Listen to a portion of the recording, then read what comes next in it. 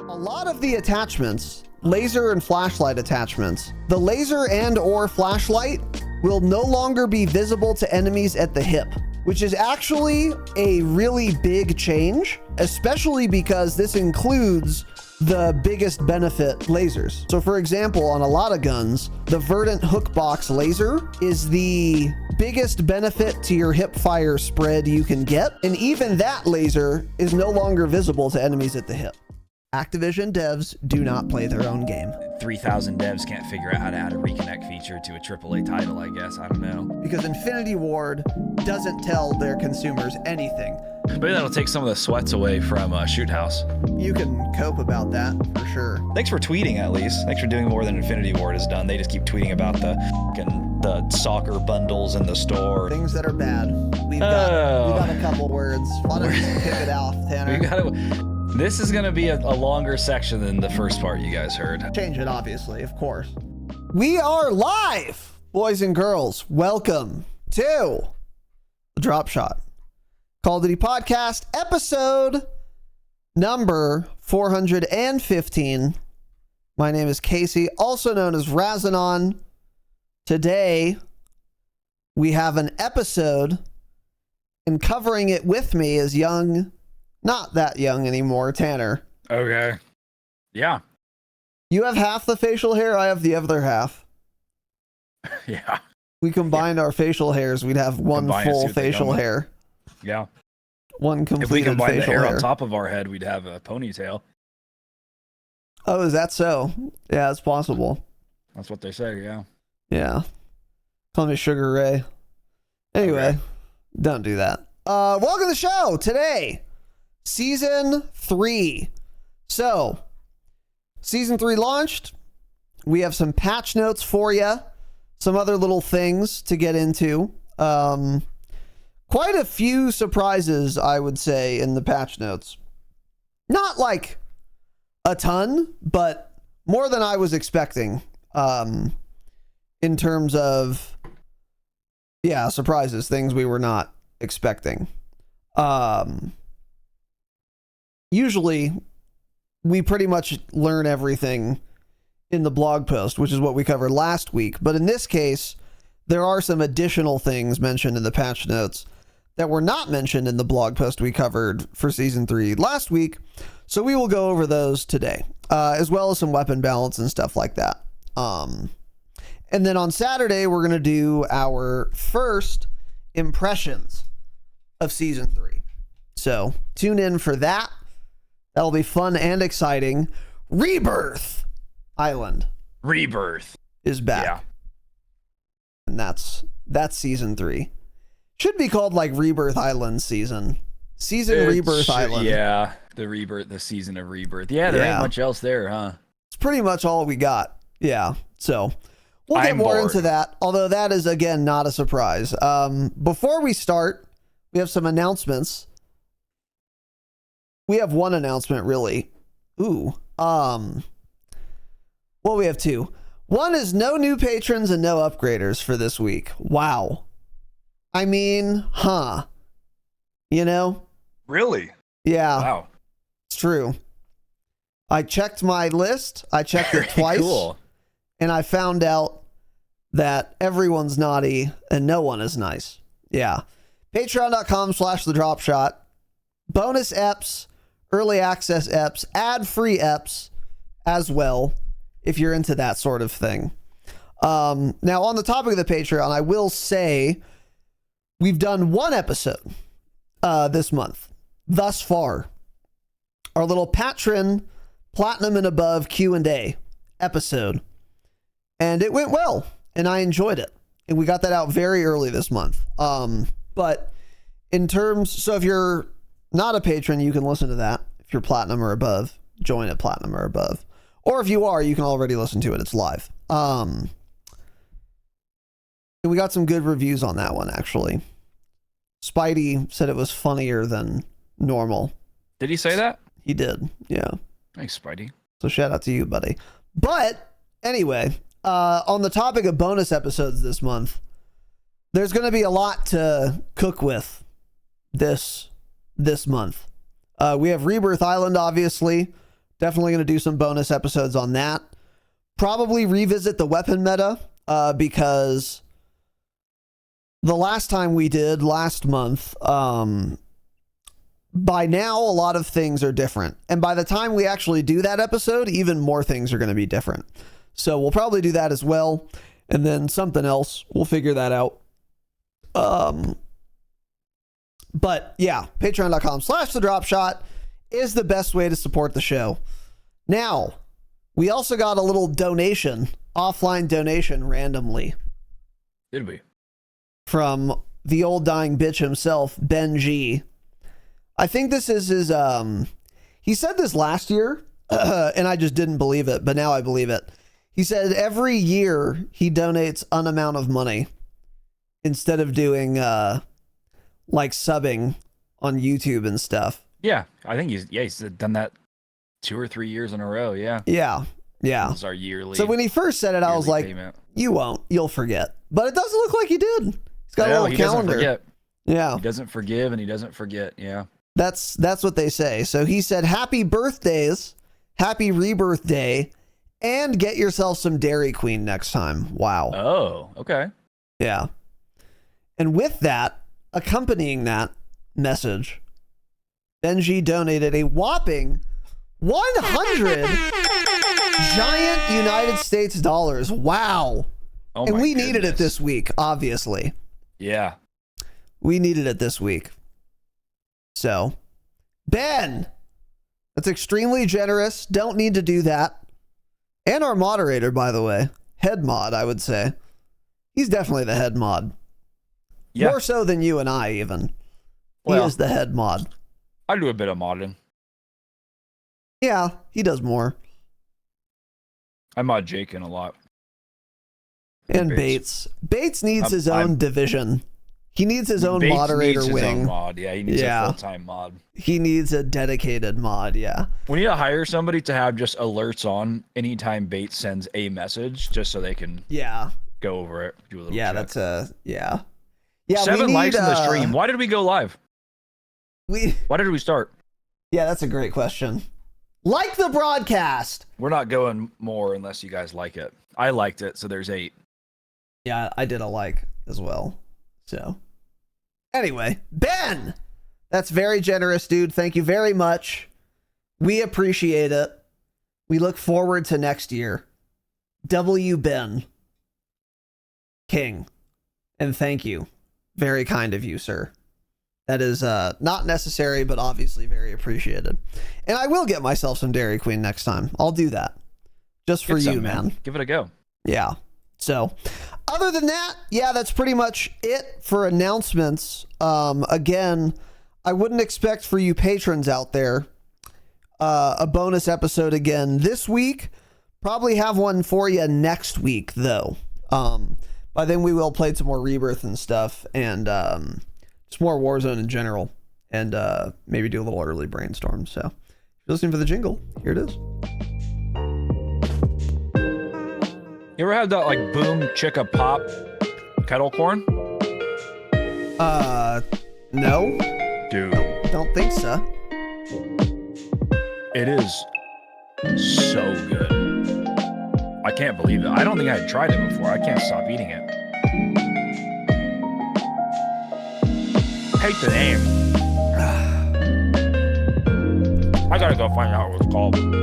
Yeah, I don't like the name at all either. All right.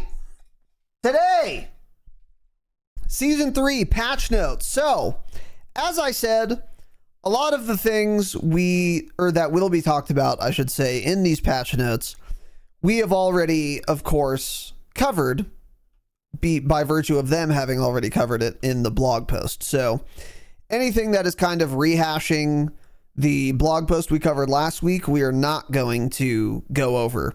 However, again, there's a decent amount in here of information that was not in the blog post. That's what we're going to go over today, as well as like particular details about certain things. So, and once again, they've broken this up into 2 sections.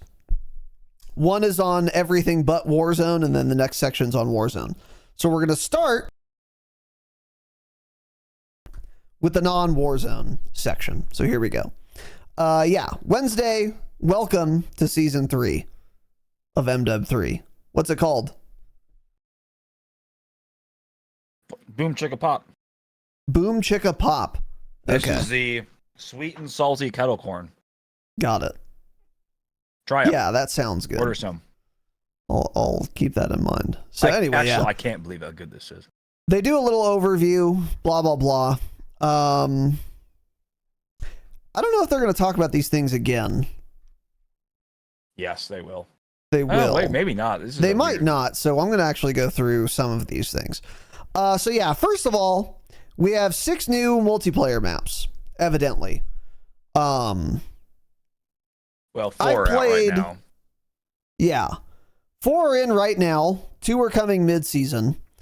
And of the 4 that are now, I've played 2. Because they each have their own dedicated playlist. Emergency and 6 Star. So, again, on this topic, we may or may not talk about it on Saturday, but just as a quick point, Emergency is fine. It's not a great map. It's not bad. I don't think it's very good, though. It's like a 5 out of 10, maybe 6 out of 10 map for me. The size is good. The layout's okay. It's 3 lanes. It's pretty boring, though, and one of the inside lanes are pretty not good, in my opinion. I don't like them. I don't think it plays very well.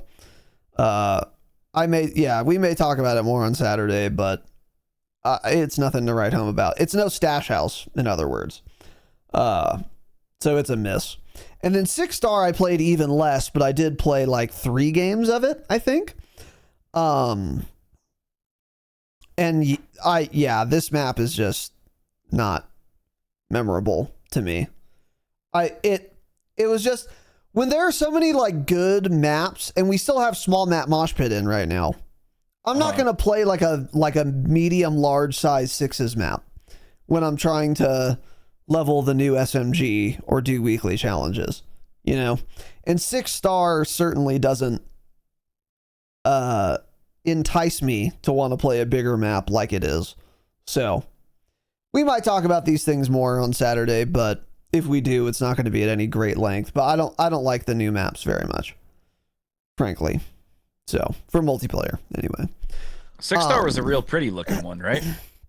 Yes, it was like the resort or whatever with the pool, the swim up bar. Yeah. Yep.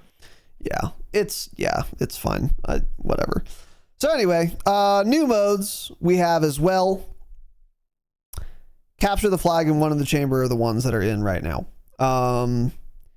Capture the flag I hated a lot on Emergency. That was my first game, and I don't know. But if you like that game mode, it might be fine. One in the chamber is in, whatever. So new weapons. So right now, there are essentially 2 new weapons. The FJX Horus, the new SMG, and the MORS, the new sniper rifle.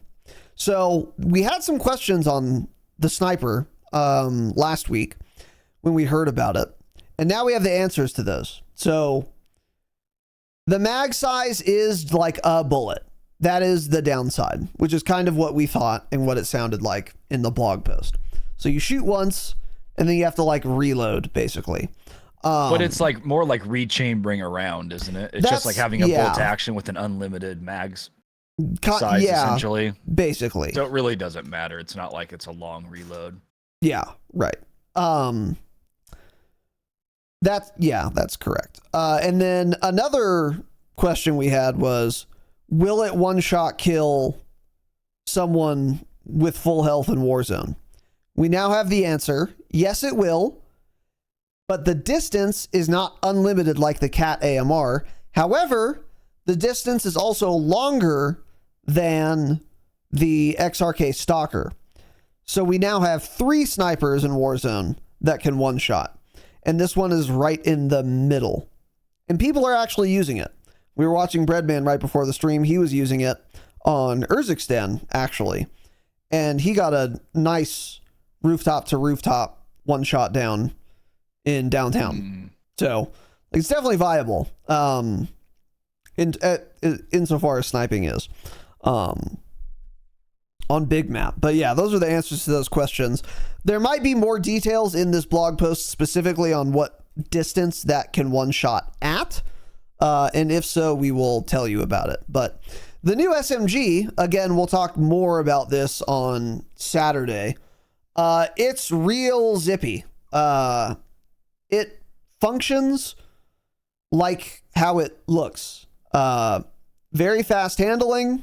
It feels like a good amount of visual recoil. Not very good iron sights, in my opinion, either, by the way. And kind of like them. They look interesting, but I haven't used it, so I don't know.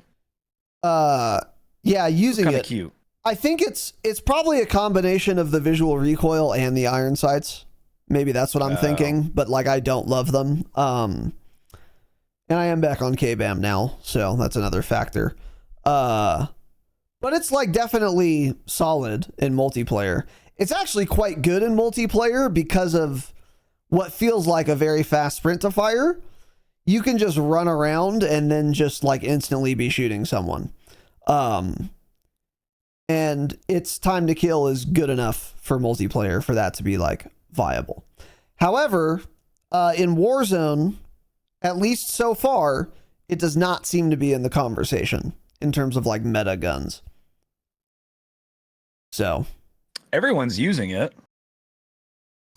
That's interesting. I haven't seen anyone using it yet. The Not new today, SMG anyway. You're talking about? The new SMG, yeah. People That's are still on the Aiden HRM was or using when you were the watching him too. A lot of people are using it. I don't think it's HRM or the Renetti carbine. I think the HRM is still better. Oh, maybe that's what I'm thinking Aiden was using. He had an optic on it, so I didn't look that close. Pretty sure it was the Renetti he was using. That's what he was using. Yeah, okay. Yeah. Yeah, I don't know. The new SMG looks fun. It does look like it's very fast, yeah. I did hear it has pretty good hip fire, but not too sure about that. That I want to try. That's something I forgot to try. Yeah. Yeah. So yeah, right now, I don't know. I would say definitely level it because I'm pretty sure the HRM is going to get nerfed pretty soon. And the Renetti is absolutely going to get nerfed very soon. So once those things happen, maybe this is going to enter the fold. We will likely on Saturday, or probably more likely on Patreon or at a later Saturday episode, we will pull up some TTK charts and look at it again. It's not really worth doing right now because there is some obvious weapon balance that we can expect to happen soon. So it's kind of pointless to compare right now, in my opinion. Because again, I think they're going to nerf the HRM more. I'm almost certain they're going to nerf the Renetti carbine a lot. And then in conjunction with that, they'll probably tweak some other subs as well. And that might even include the new one. So yeah, we will compare and contrast all those once the meta has settled a little more. But it's worth a level for sure.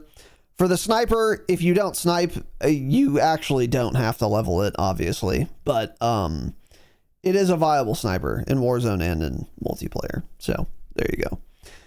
And then new aftermarket parts. So we have talked about all of these already. So we're not going to go over these again with this one exception, which is the new Shadow Titan kit, which is actually in the game. So there are 8 new Shadow Market parts, or aftermarket parts.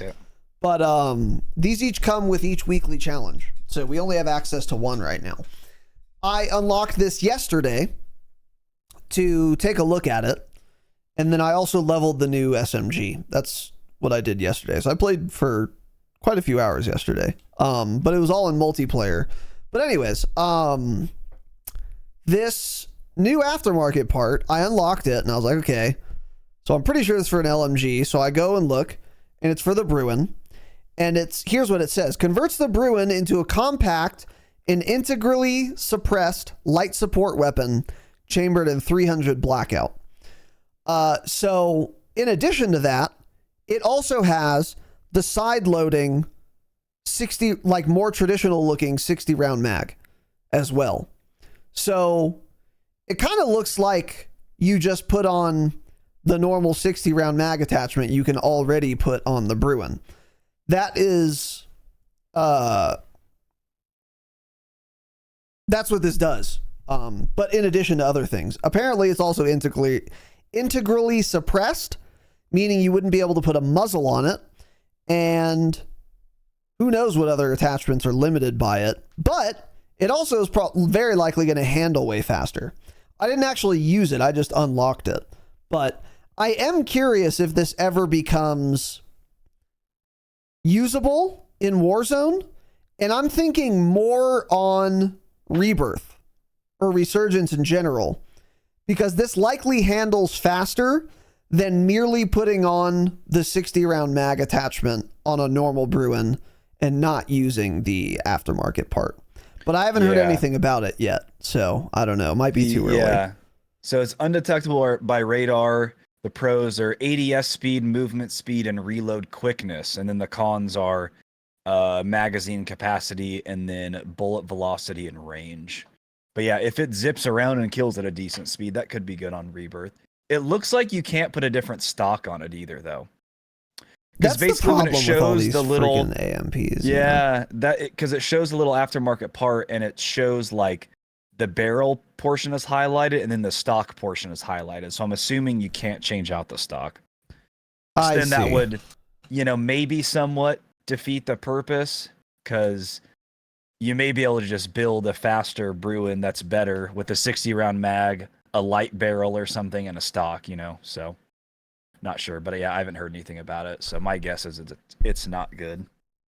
Yeah, that and aftermarket parts, unfortunately, by and large, have been following that trend. They're like just not implemented as well as they could be. I think this is likely going to be one of those things as well, but it is still early, and a lot of content creators probably were just wanted to hop right into Rebirth and didn't bother doing a bunch of weekly challenges by day 2, Yeah, it's true. So it is possible this enters the fold, and if it does, we'll talk more about it. I kind of hope so, because it would be interesting, but as of now, we don't really know. So anyway, that's out. Yeah, you could do your weekly challenge. By the way, don't do all the weekly challenges this season. The camo reward sucks. It's awful. It's not good, and it's bad. Don't do it. So there you go. Yep. Anyway, a couple other things that we've already covered. The new perks you can now unlock with the Armory unlock system. Haven't used any, not really much to say there. New operators, new events, blah, blah, blah. Okay, so a couple other changes. First section here is multiplayer UI. So there were some other UI improvements as well that I noticed, but I don't remember what they were.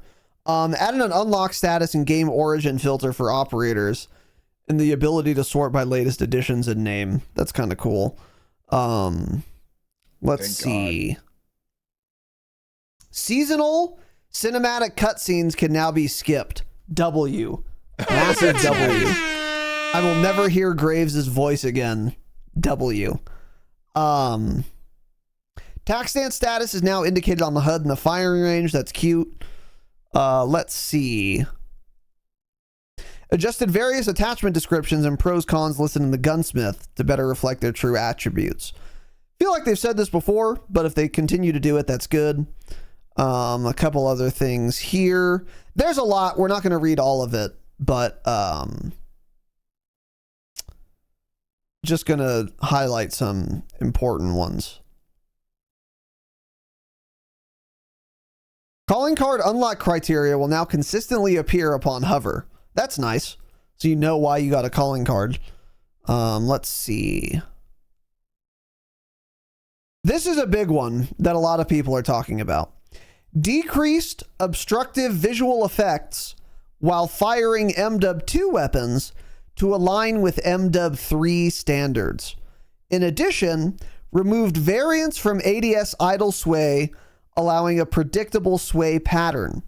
Our next step toward improving the feeling of aiming across all input devices in MW3 arrives in Season 3. As previously detailed, ADS idle sway discourages players from holding their sights for an extended period of time with a constant, subtle motion that introduces slight inaccuracy. In today's update, we've removed variance from ADS idle sway, resulting in a predictable and consistent motion curve. This change raises the skill ceiling and rewards players who take the time to master their favorite weapons. So the thing that's being talked about a lot here, mostly, is the decreased obstructive visual effects when firing MW2 weapons to align with MW3 standards. So this is something Tanner especially has pointed out a lot, which is that we're never really going to choose to use an MW2 gun right now in multiplayer or Warzone because they still have all these weird holdovers from that video game, MW2. More visual recoil, more screen shake, more muzzle flash, more smoke coming out of your barrel. Yeah, slower handling in general. All kinds of just weird, like, artifacts, basically, from the MW2 miserable design philosophy that are still kind of one and the same with the guns. So, like, even though they brought the guns over, yeah, okay, but they still kind of feel like MW2 guns.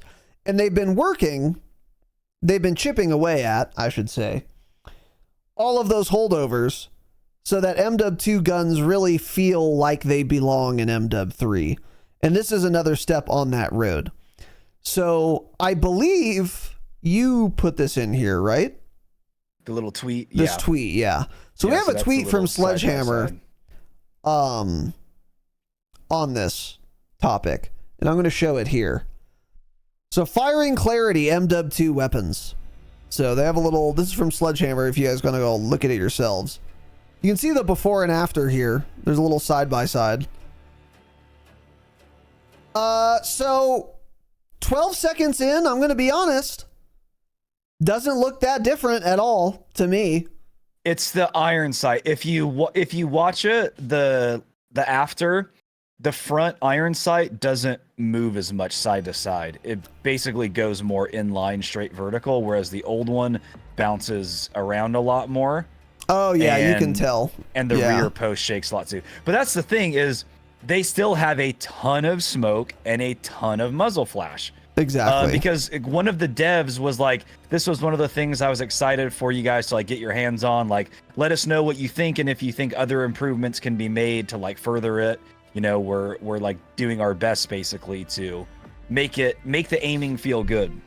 And I even responded to that tweet and I was like, I mean, like removing the muzzle smoke and flash or like cutting back on it would go a long way because that's actually probably the most important part. And they haven't done that at all, unfortunately. That is correct. And that's what I've been seeing on Twitter as well. Yeah. So first of all, the difference in the misalignment of the front post and rear post, like on the iron sights, for example, that is not that dramatic of a change. It does look better when you're paying attention to it. But it's still quite bouncy looking, first of all.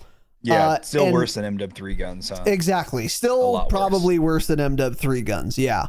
And then also, again, that's the big thing that a lot of people have been talking about. True Game Data even tweeted a video, and he was like, this might be an improvement, but there's still a ton of muzzle flash and muzzle smoke, even if you put on a muzzle device of some kind, which is what I believe he showcased in his Twitter video. And it's like, yeah, so there's still a lot more visual obstruction with these MW2 guns, and they have not done enough on this. Yeah. I like that they're paying attention. Yeah.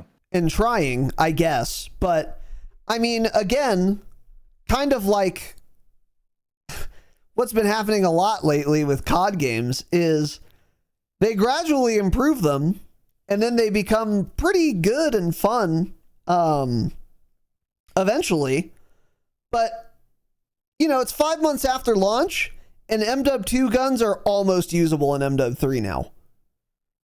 Like, okay, at this point, is it even worth it?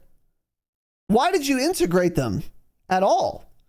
Because by the time they are actually on par with using MW3 guns, if ever, we're all going to be drooling over leaks for Gulf War.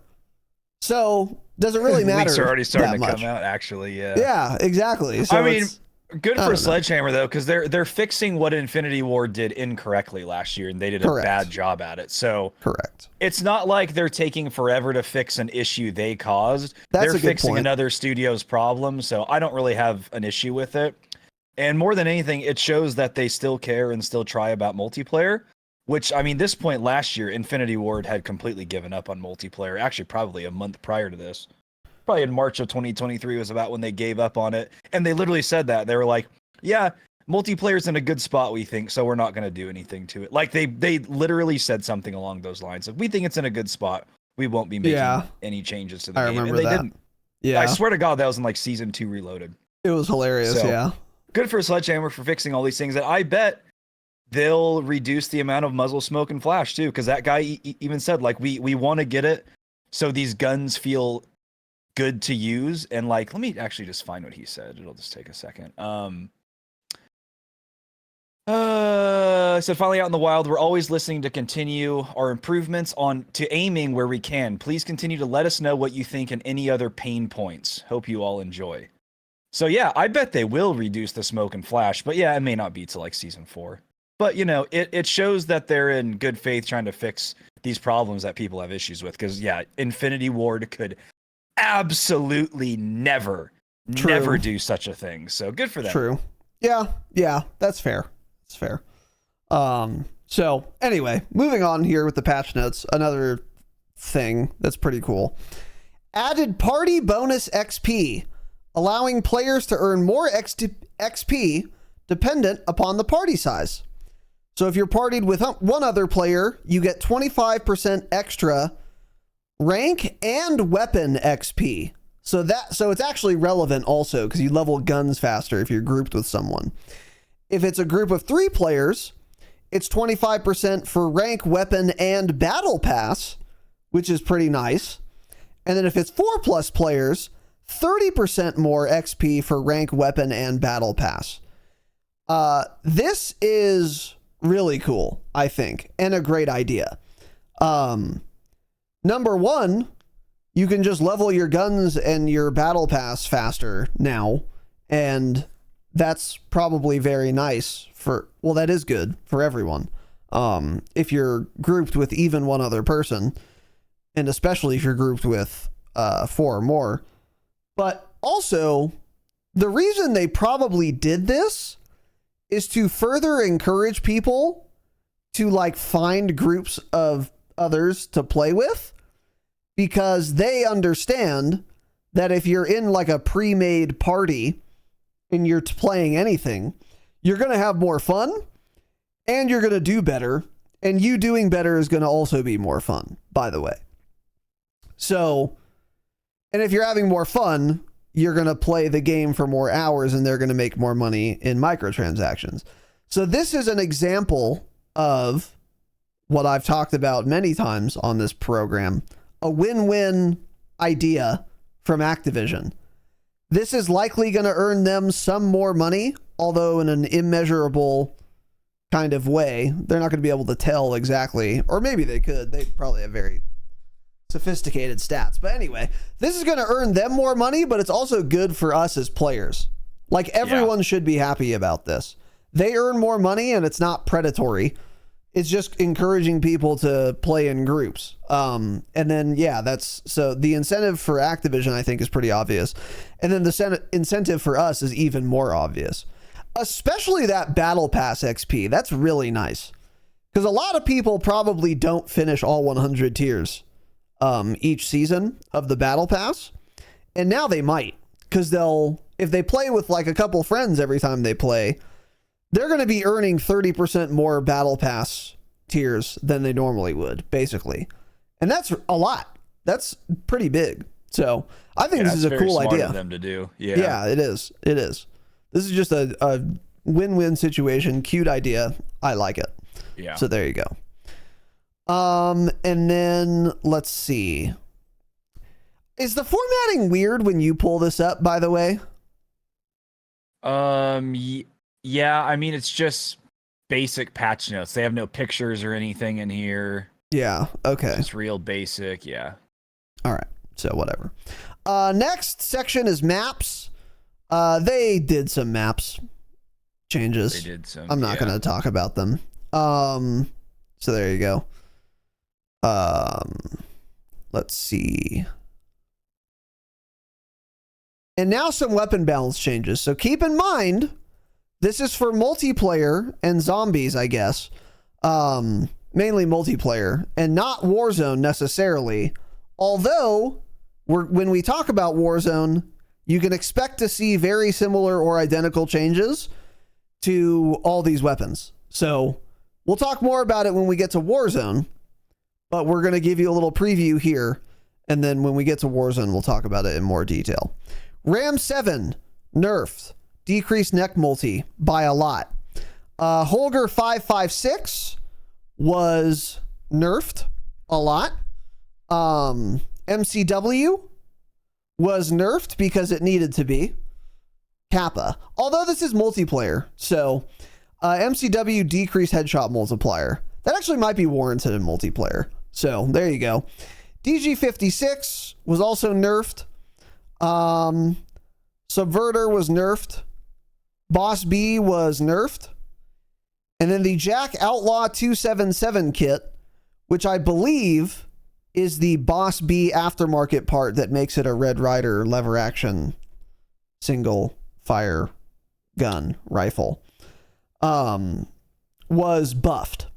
And they did a lot of changes to it, but they write in a little blurb, if you're using this, it is now a maximum of 2 shots to kill to all body locations in multiplayer, which it probably should be.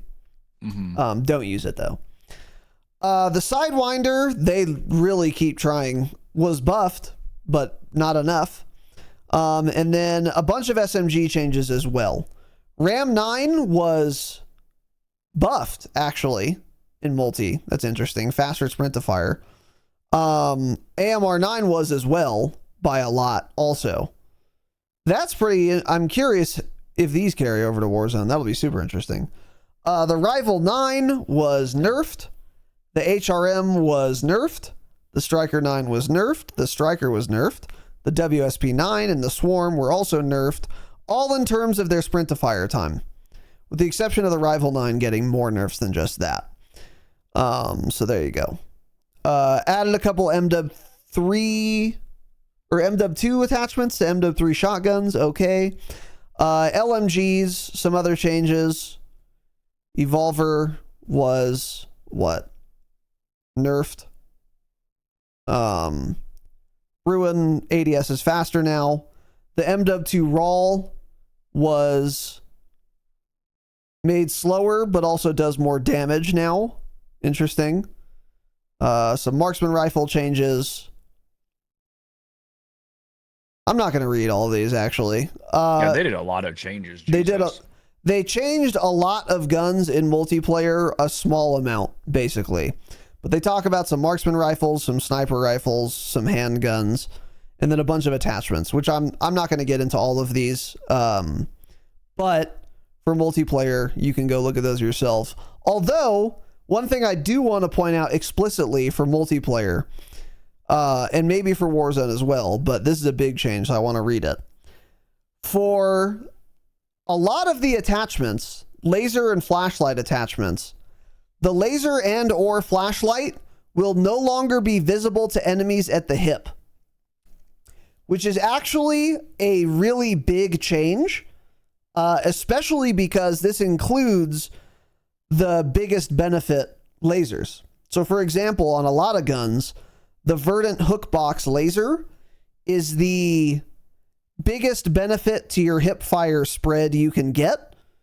And even that laser is no longer visible to enemies at the hip. So this might be even all the lasers. I'm not sure, but it's at least 4 of them, 3 of them, which is super interesting because it might be the case that only 3 lasers are visible to enemies. So they removed that feature, which we have not seen since BO4, by the way. Or even in BO4, I think they were technically visible. You would just never see it. But like starting in MW19, the best laser attachments for ADS time or hip fire also had the brightest lasers to other people. And I would just not run them because they were so visible. Even though the ADS benefit would be really good, it wouldn't be worth it to me because I'd want to be able to like hold angles or whatever. That's been true since MW19. I thought lasers weren't very visible in MW19. They weren't as visible as they are now, but they would like list it as a con, and they would technically be visible. Yeah, okay. I don't remember them being super obvious. The worst ones recently were all of the MW2 lasers. MW2 ones were the worst. Yeah, for sure. Even Cold War though, they were quite visible. But anyway, what do you think of this change? Because this is a really big deal because like again, if I'm building like an SMG for multiplayer or Warzone, I guess, there are often times where I have to pick between a laser and like a rear grip. And if I'm prioritizing hip fire or ADS speed, both of those categories can improve it. And even if the laser increases it more, I always opt to not take it because I don't want to ever give myself away. So like this is actually going to change a number of my gun setups now. Yeah. I think it's very interesting. It's a good change. Yeah. I don't run too many lasers, so it doesn't affect me a whole lot, but I like this change. I like it. Mm-hmm. I mean, maybe it needs to be somewhat visible, but it's like some of these were way too bright before and always needed to change. So I like the idea. Yeah. Yeah, but now it sounds like they're like not visible at all. Yeah. Which is super interesting. But yeah, this is going to change like a ton of loadouts for me, I would imagine. Like, for example, on like an SMG in Warzone even right now, and I think this does carry over to Warzone when we get there, usually you run like extended mags, muzzle, barrel, under barrel, and optic or like stock. I could absolutely see myself dropping like the under barrel for a sprint to fire laser if I want to use like the Ram 9, which has slow sprint to fire. And I just wouldn't have done that before because it's such a bright laser. But now I will, for example. You know what I mean? Yeah. I think this is going to be pretty big if people kind of catch on. But anyway, pretty crazy. There were other changes as well, but again, that's the only real big one that I wanted to talk about here. So perks, revised vest descriptions to clarify the max ammo benefit does not apply to launchers. Okay, yeah. This is interesting. Quick grip gloves. Increased weapon swap speed benefit to a minimum of 40%, differing by weapon. Pretty good. Wow. Ordnance gloves. You will now 20% faster use equipment, field upgrades, and kill streaks. Interesting. And then marksman gloves. So this is really funny. Resolved an issue causing the 15% sway reduction benefit to not apply. So if you felt like marksman gloves didn't do anything before, you were probably right. They probably literally didn't do anything. I don't think they ever worked because we talked about that early on. We covered an Ace video and he even showed in the video and said, he's like, as far as I can tell, the marksman gloves do nothing. Yeah. They don't do anything to help your sway. Mm-hmm. What else do marksman gloves do? Now they do. Is it just that? I think it was reduced flinch or increased breath hold time or reduced flinch. One of those two. May have been the flinch. Yeah, because I was going to say, even 15%, I don't know. If you're taking gloves, which there are some good gloves in the game, I honestly feel like that number needs to be way higher. Like, it should almost just, like, remove sway. Like, that number should be, like, 50% or something. Because it'd still be crazy to run those gloves on most setups, I would say. Yeah, for sure. Yeah, this would have to be your gun would have to have a ton of idle sway for this to, like, matter. Yeah. Even. Yeah. Yep. I could see it on some guns, though, or class setups or whatever. At least it does something now, so that's good. So there you go. Yeah, it works. That's cool. Yeah. Here's another big one. Stun grenades. Decreased victim aim slowness duration to 300 milliseconds.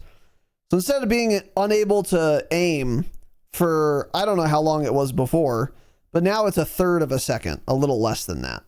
So that's good. Stuns were insane. So, and then you don't have that aim slowness effect at all if you're wearing attack mask now. So that's pretty interesting. So stuns got nerfed basically, which is good. And then there were a couple other changes to some other equipment as well. Not going to talk too much about these in great detail. Let's see. Some streak changes, whatever. Okay, next, ranked play, whatever. They restricted all the new content, so as they always do, so whatever. The only thing they ever add is the new maps, right? And even then, it's only sometimes. Yeah, I don't even know what maps are in right now. They were testing some new ones at the end of last season. I don't know which ones they ended up going with, though. I don't really pay attention to that. Yeah.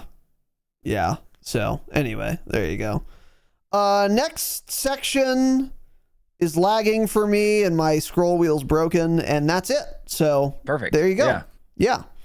So, that's multiplayer only, and not too much to get into great detail on there. However, now we're going to cover the Warzone specific patch notes. Warzone! And we're going to have a lot more to say on this topic, I think. So, here we go. All right. Oh, new battle pass, Yep, new battle pass. Okay. That's cool. So, Rebirth Island is back, obviously. You guys may have seen it on your games or on streams and stuff. So, again, on Saturday, we will talk about Rebirth Island. I have not played it at all yet because I don't have friends anymore, I guess. But Tanner has played it a little bit, solo queue. Well, yeah. Played about 20 minutes, yeah. Yeah, there you go. Yeah, you better get on that. I'm not going to be able to play it before, so you better play I it will, tomorrow, buddy. Yeah. So before Saturday, when we do our first impressions episode, I will have played Rebirth by then as well. I said, I only played multiplayer.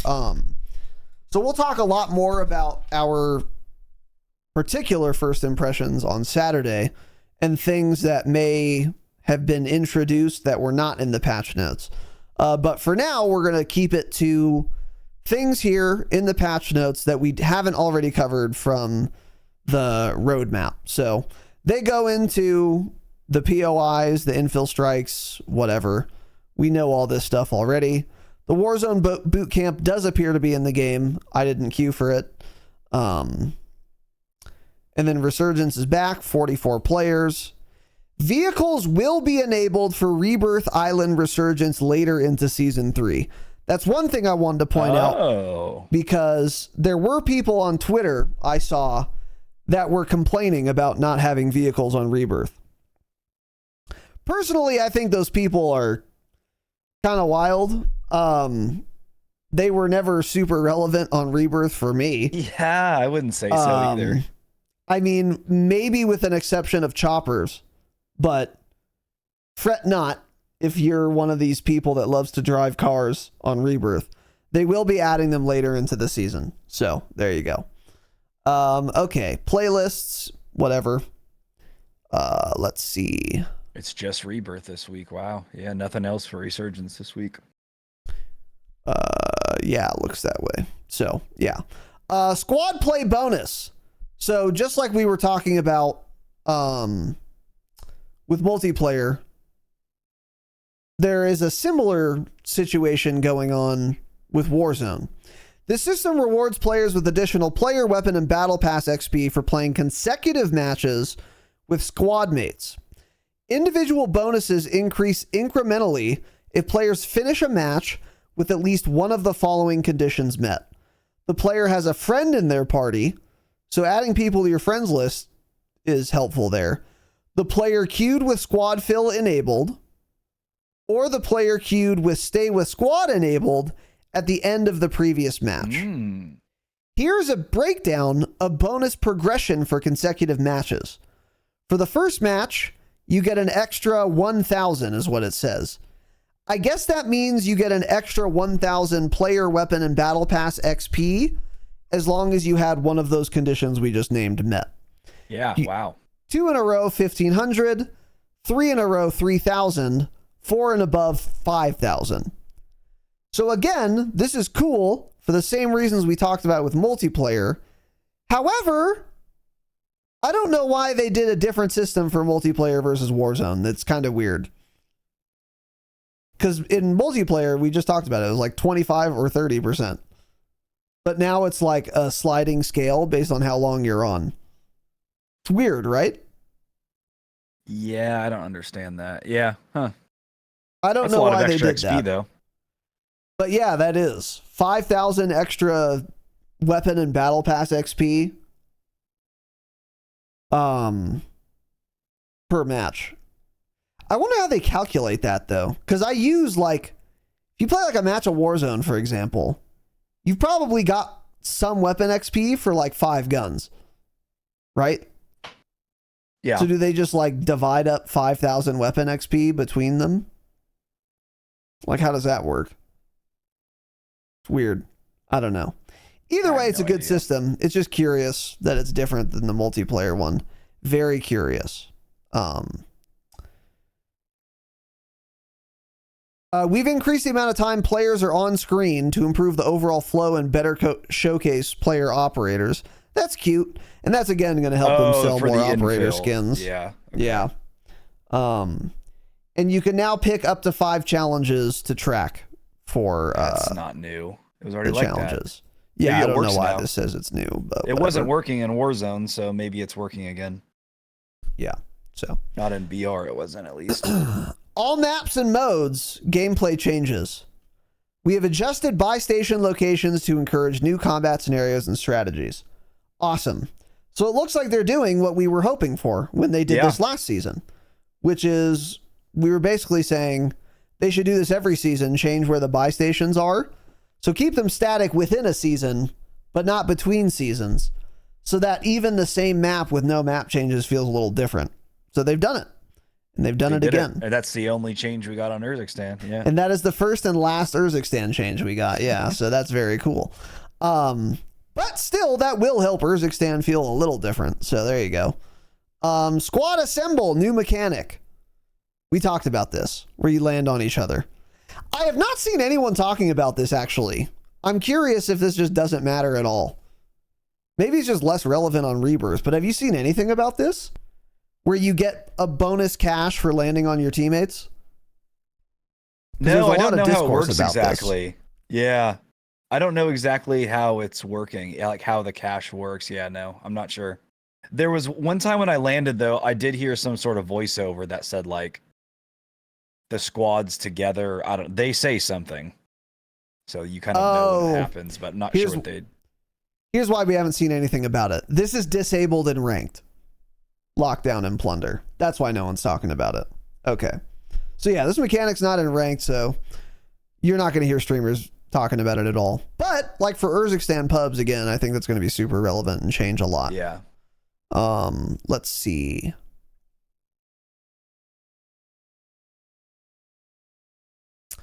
Yeah, so some other things we've already talked about here. The biometric scanner again. Oh, wait. This, the climb and punishment in BR. I don't know if we knew this last time. So basically, this was the one where you and your opponent can both leave the gulag and stay alive. You're rewarded $3,500 cash for using that mechanic. Oh, so that makes it less likely you get betrayed. Yeah. That's a good little chunk of change there. Yeah, that makes sense. Okay. That's a buyback and some. Yeah, that's true. Yeah. It's a buyback and a plate and a half almost. Yeah. So, okay. So yeah, we know a little bit more about that. Biometric scanners on Rebirth. So we talked about this a lot with the blog post, so I don't think we have much more to say here unless there's new info, which there isn't. One question I have, because it doesn't say here, is this in ranked play? Are there biometric scanners in ranked play? Because I have not seen anyone use one. I saw one clip of Stone Mountain doing it. He got the polyatomic key card, and when he went to the buy station, his classified weapon was a 7 attachment cat AMR. So it's like, okay. Got it. Okay. Yeah, that's a weapon trade-in station item right there. Yeah. But he supposedly also says you get 5 free items, so I'm not sure what else he got. I don't think he showed it in the little clip I saw. So. So we'll have more to say on that on Saturday. Because I don't know if it's in ranked, and we still don't really know exactly how it works, or I don't anyway. So we'll talk more about that on Saturday. Let's see. There are staged weapons again, so static spawns for certain good ground loot is on Rebirth, which they did last time as well in the last Rebirth, so keep your eyes for that. And then the Resurgence Champions quest, this is in. So one thing we didn't know was going to happen, however many wins you had in Warzone out of 30, that did not reset with this new season. So if you were at like 17 out of 30 wins, you're still at 17 out of 30 wins. So that's one thing to keep in mind. In addition, the Rebirth nuke contract is in the game, and it is apparently extremely difficult to do. Extremely difficult. Even for your favorite streamers who can do them pretty easily normally. So, I've not seen anyone attempt it yet. I did see Breadman had the new skin, though, so some people have done it. But it's evidently quite difficult. Yeah. So. I've heard it's like nearly impossible. Same. I don't know exactly how it works, but it seems like you have almost no time to do it. Like you have to be zooming and on top of it to complete it. Yeah. Yeah. And if that's the case, which it sounds like it is, I would expect this to get a little easier. Because if it's hard for Repulse to do a nuke contract with his teammates, including Biffle, it's impossible for the average player to do it. Yeah. So they're probably going to make it a little more accessible, probably by just expanding the timer more than it is now. So yeah, I think so. I would expect that to happen. But so maybe save your contracts for a couple weeks, and then if in 2 weeks your it hasn't for changed, that reset, it was only for like big map is the same. Yeah, I know. I mean, once you hit 30 Resurgence wins, maybe don't do it yet, because they might make it like a little easier. I would expected them to, but maybe not. Yeah. So anyway, that's it. Adjusted other things, all maps, all modes, ground loot. Molly's thermites and EMD grenades have been removed from ground loot. That's interesting. We're taking this opportunity to refine the loot experience, ensure that each item has a unique role to play. Those removed from loot will still be accessible in the loadout, and we plan to take a further pass at the functional purpose of each item in the future. This is kind of weird to me, because EMD grenades, fine. Take those out of ground loot because no one runs them. But mollies and thermites, like some people run those in their loadouts, and you're making them effectively worse by not having them as ground loot, because those people are not going to be able to just run into a random room and get more of their favorite lethal or their loadout lethal, whereas people that are running like frags can.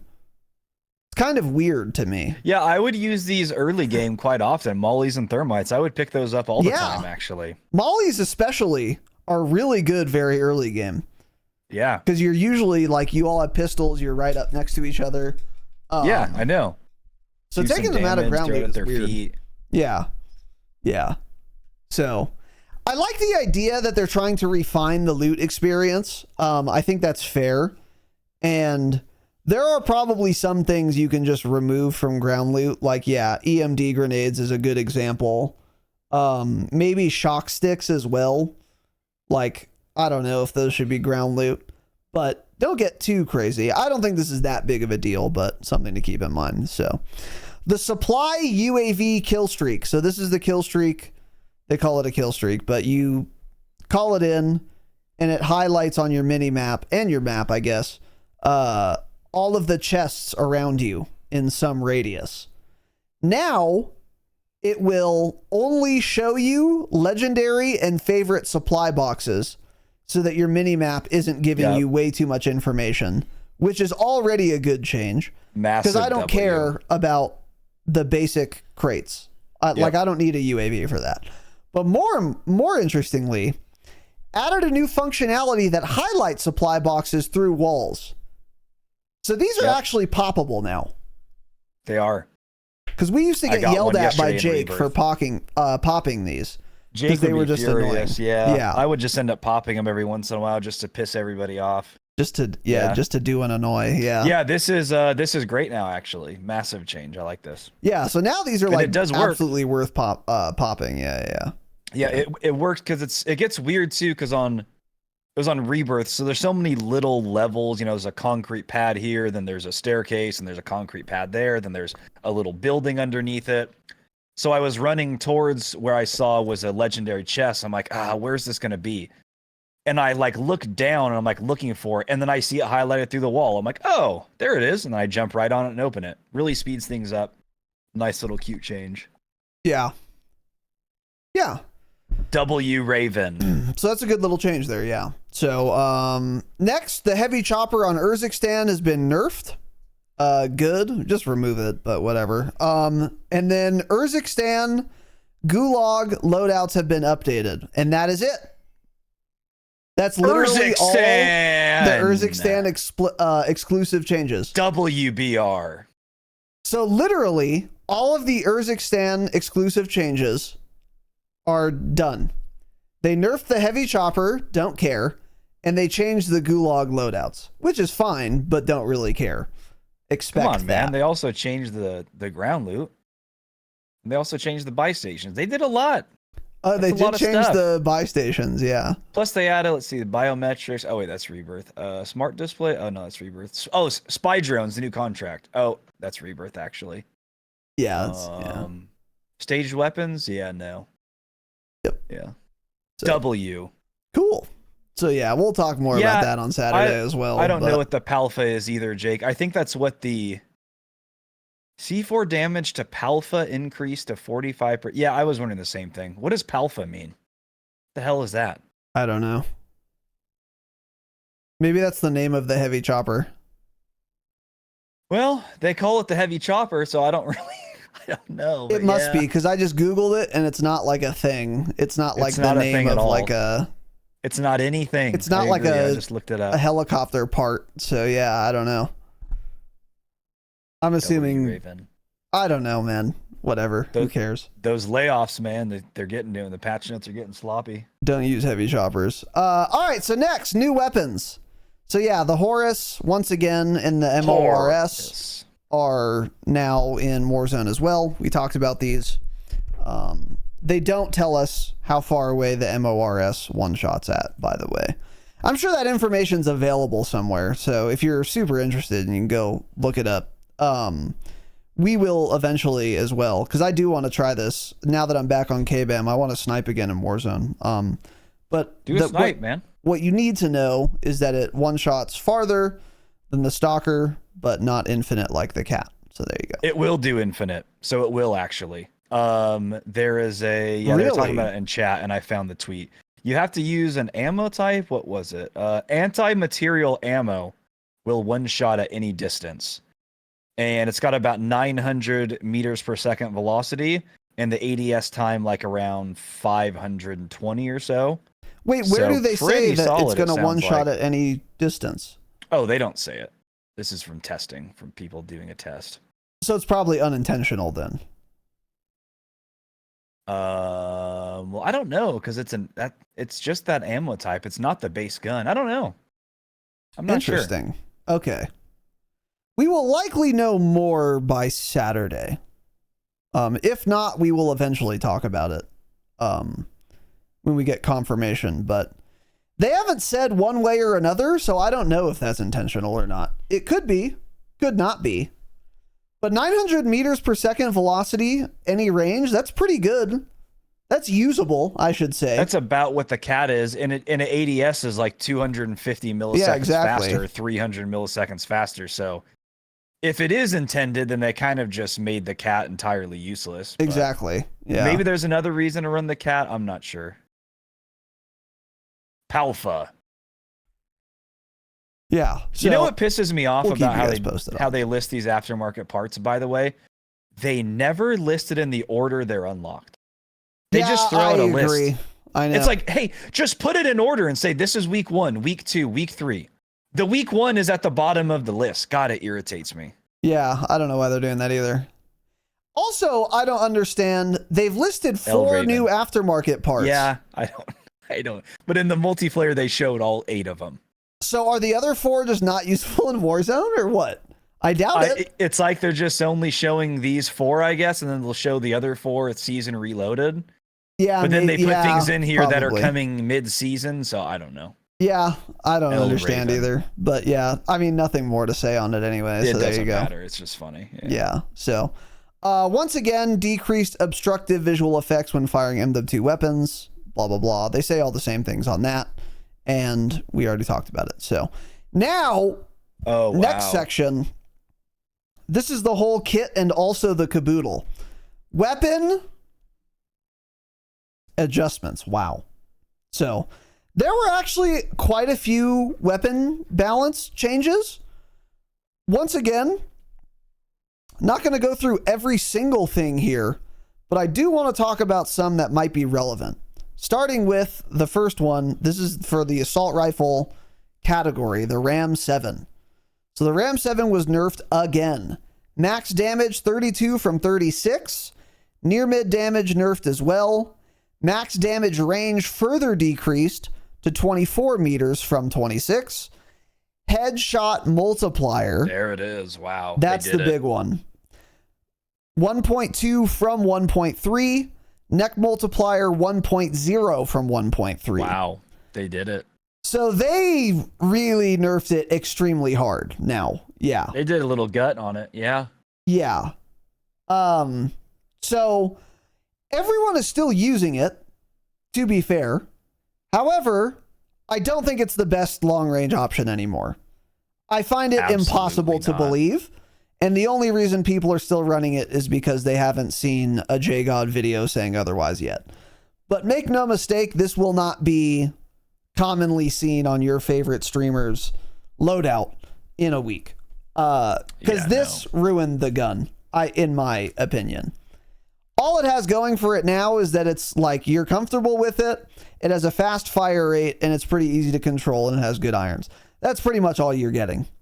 You're not getting that crazy neck and head multi anymore. Not even close, actually. And you're doing less damage than you used to up close. So, like, this thing is not good anymore. I wonder if it's on TGD. Let me do a little peek. Do a peek. I mean, you just list pre-nerf, so I don't know if that's... I don't know that pre-nerf from when. They've nerfed it 100 times. Probably season 3. He usually does that. Let's see. Okay. Yeah, he did do it already. Oh, it's terrible. Yeah. It's fastest.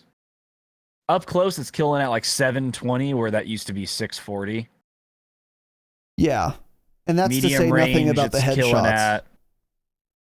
It's killing at like 830 instead of like 750 with headshots. Oh my god. It's terrible. Yeah. It's not, dude, the neck shot ones are crazy. Yep. Because there's no multi at all. Pre-nerf 480 milliseconds, now 720. Yeah, exactly. At 1 meter if you were to hit all neck shots. Oh, it's terrible. Yeah, people are still using it because the ranked kids, they've used this gun 12 hours a day for the last 60 days, so they're not going to stop using it yet. And everyone else in their lobbies, since they're already all in iridescent and top 250, everyone else is also still using the Ram 7 because they did nothing but play rank last year. So they're not getting gunned to some other gun because no one's tried anything different yet. So their gunfights still feel balanced. So they're thinking like, oh, I don't feel like I'm getting like melted super fast and I'm killing these guys because they haven't ran into somebody using a gun yet that kills 200 milliseconds faster than the Ram. So they just don't know. That's what it is. Yeah. But this gun is chalked for sure. Don't use it. Yeah. Yeah, this gun is chalked. And by Saturday, we will probably already see people starting to use other things, and we'll look into it ourselves. But anyway, a couple other ones that are noteworthy. The Lockman 556 from MW2 was buffed. Close-up damage was buffed. Neck multi was increased a little bit. Upper torso multi and arm and hand multi were also increased a little bit. Super doubt that this matters, but maybe. Could be wrong.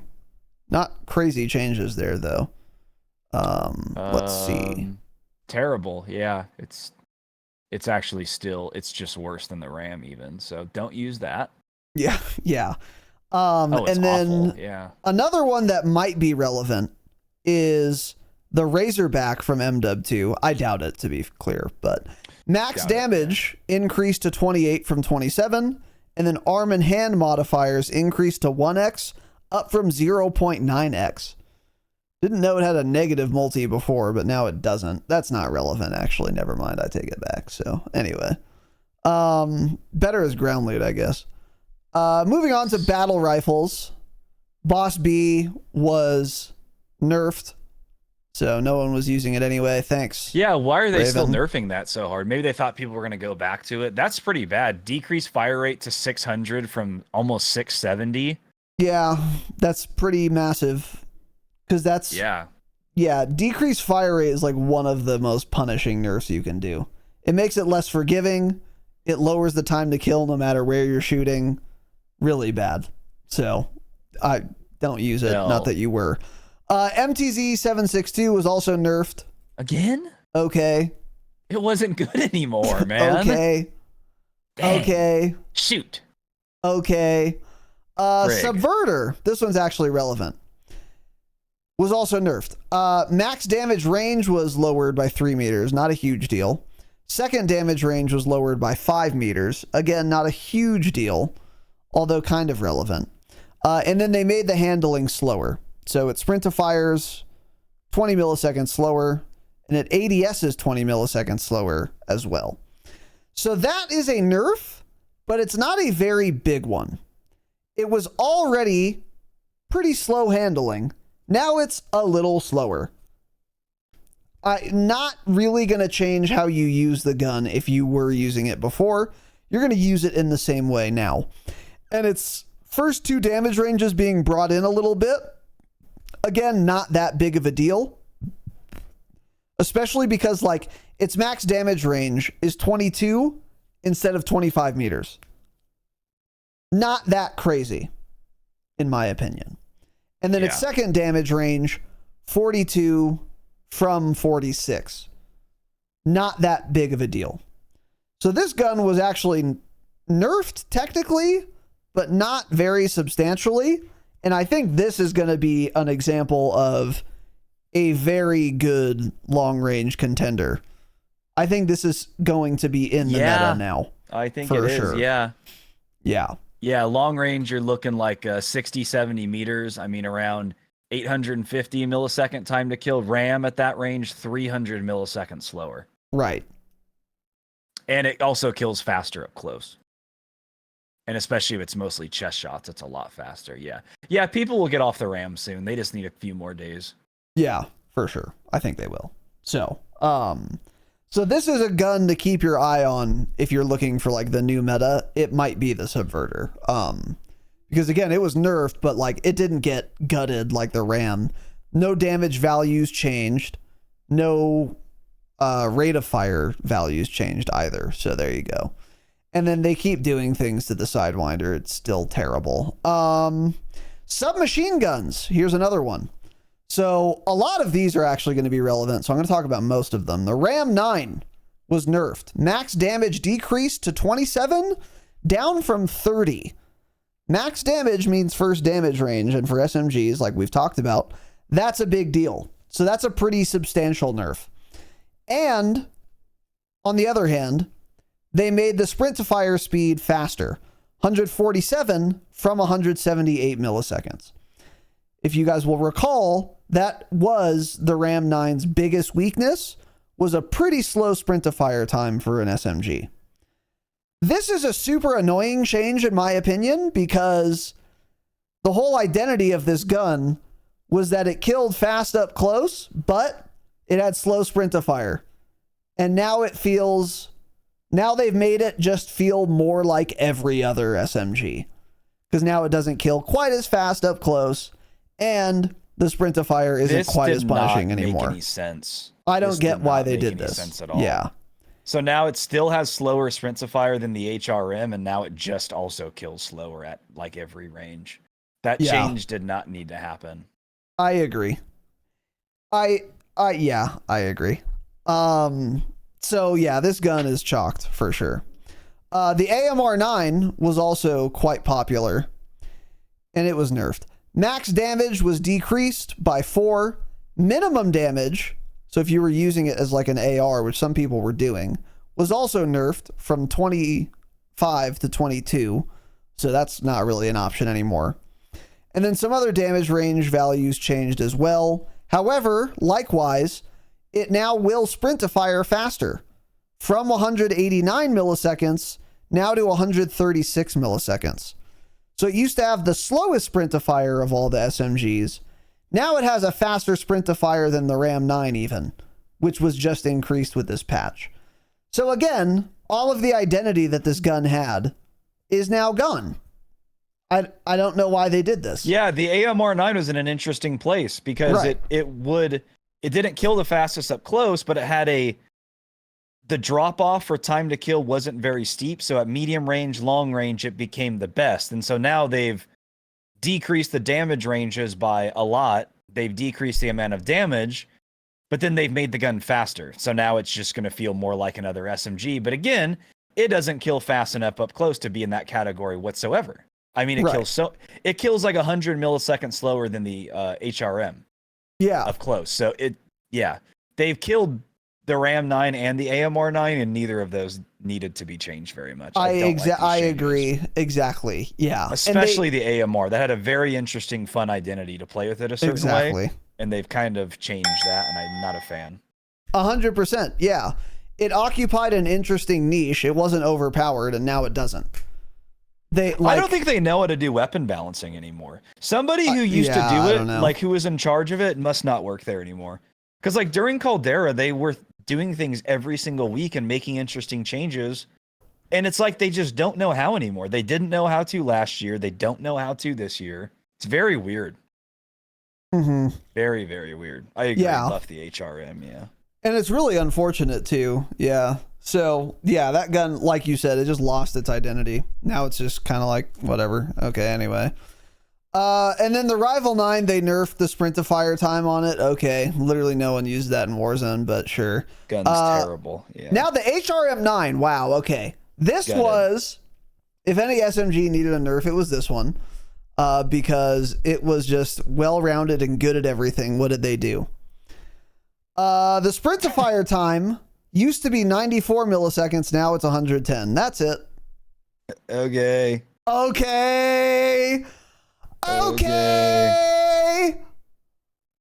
right.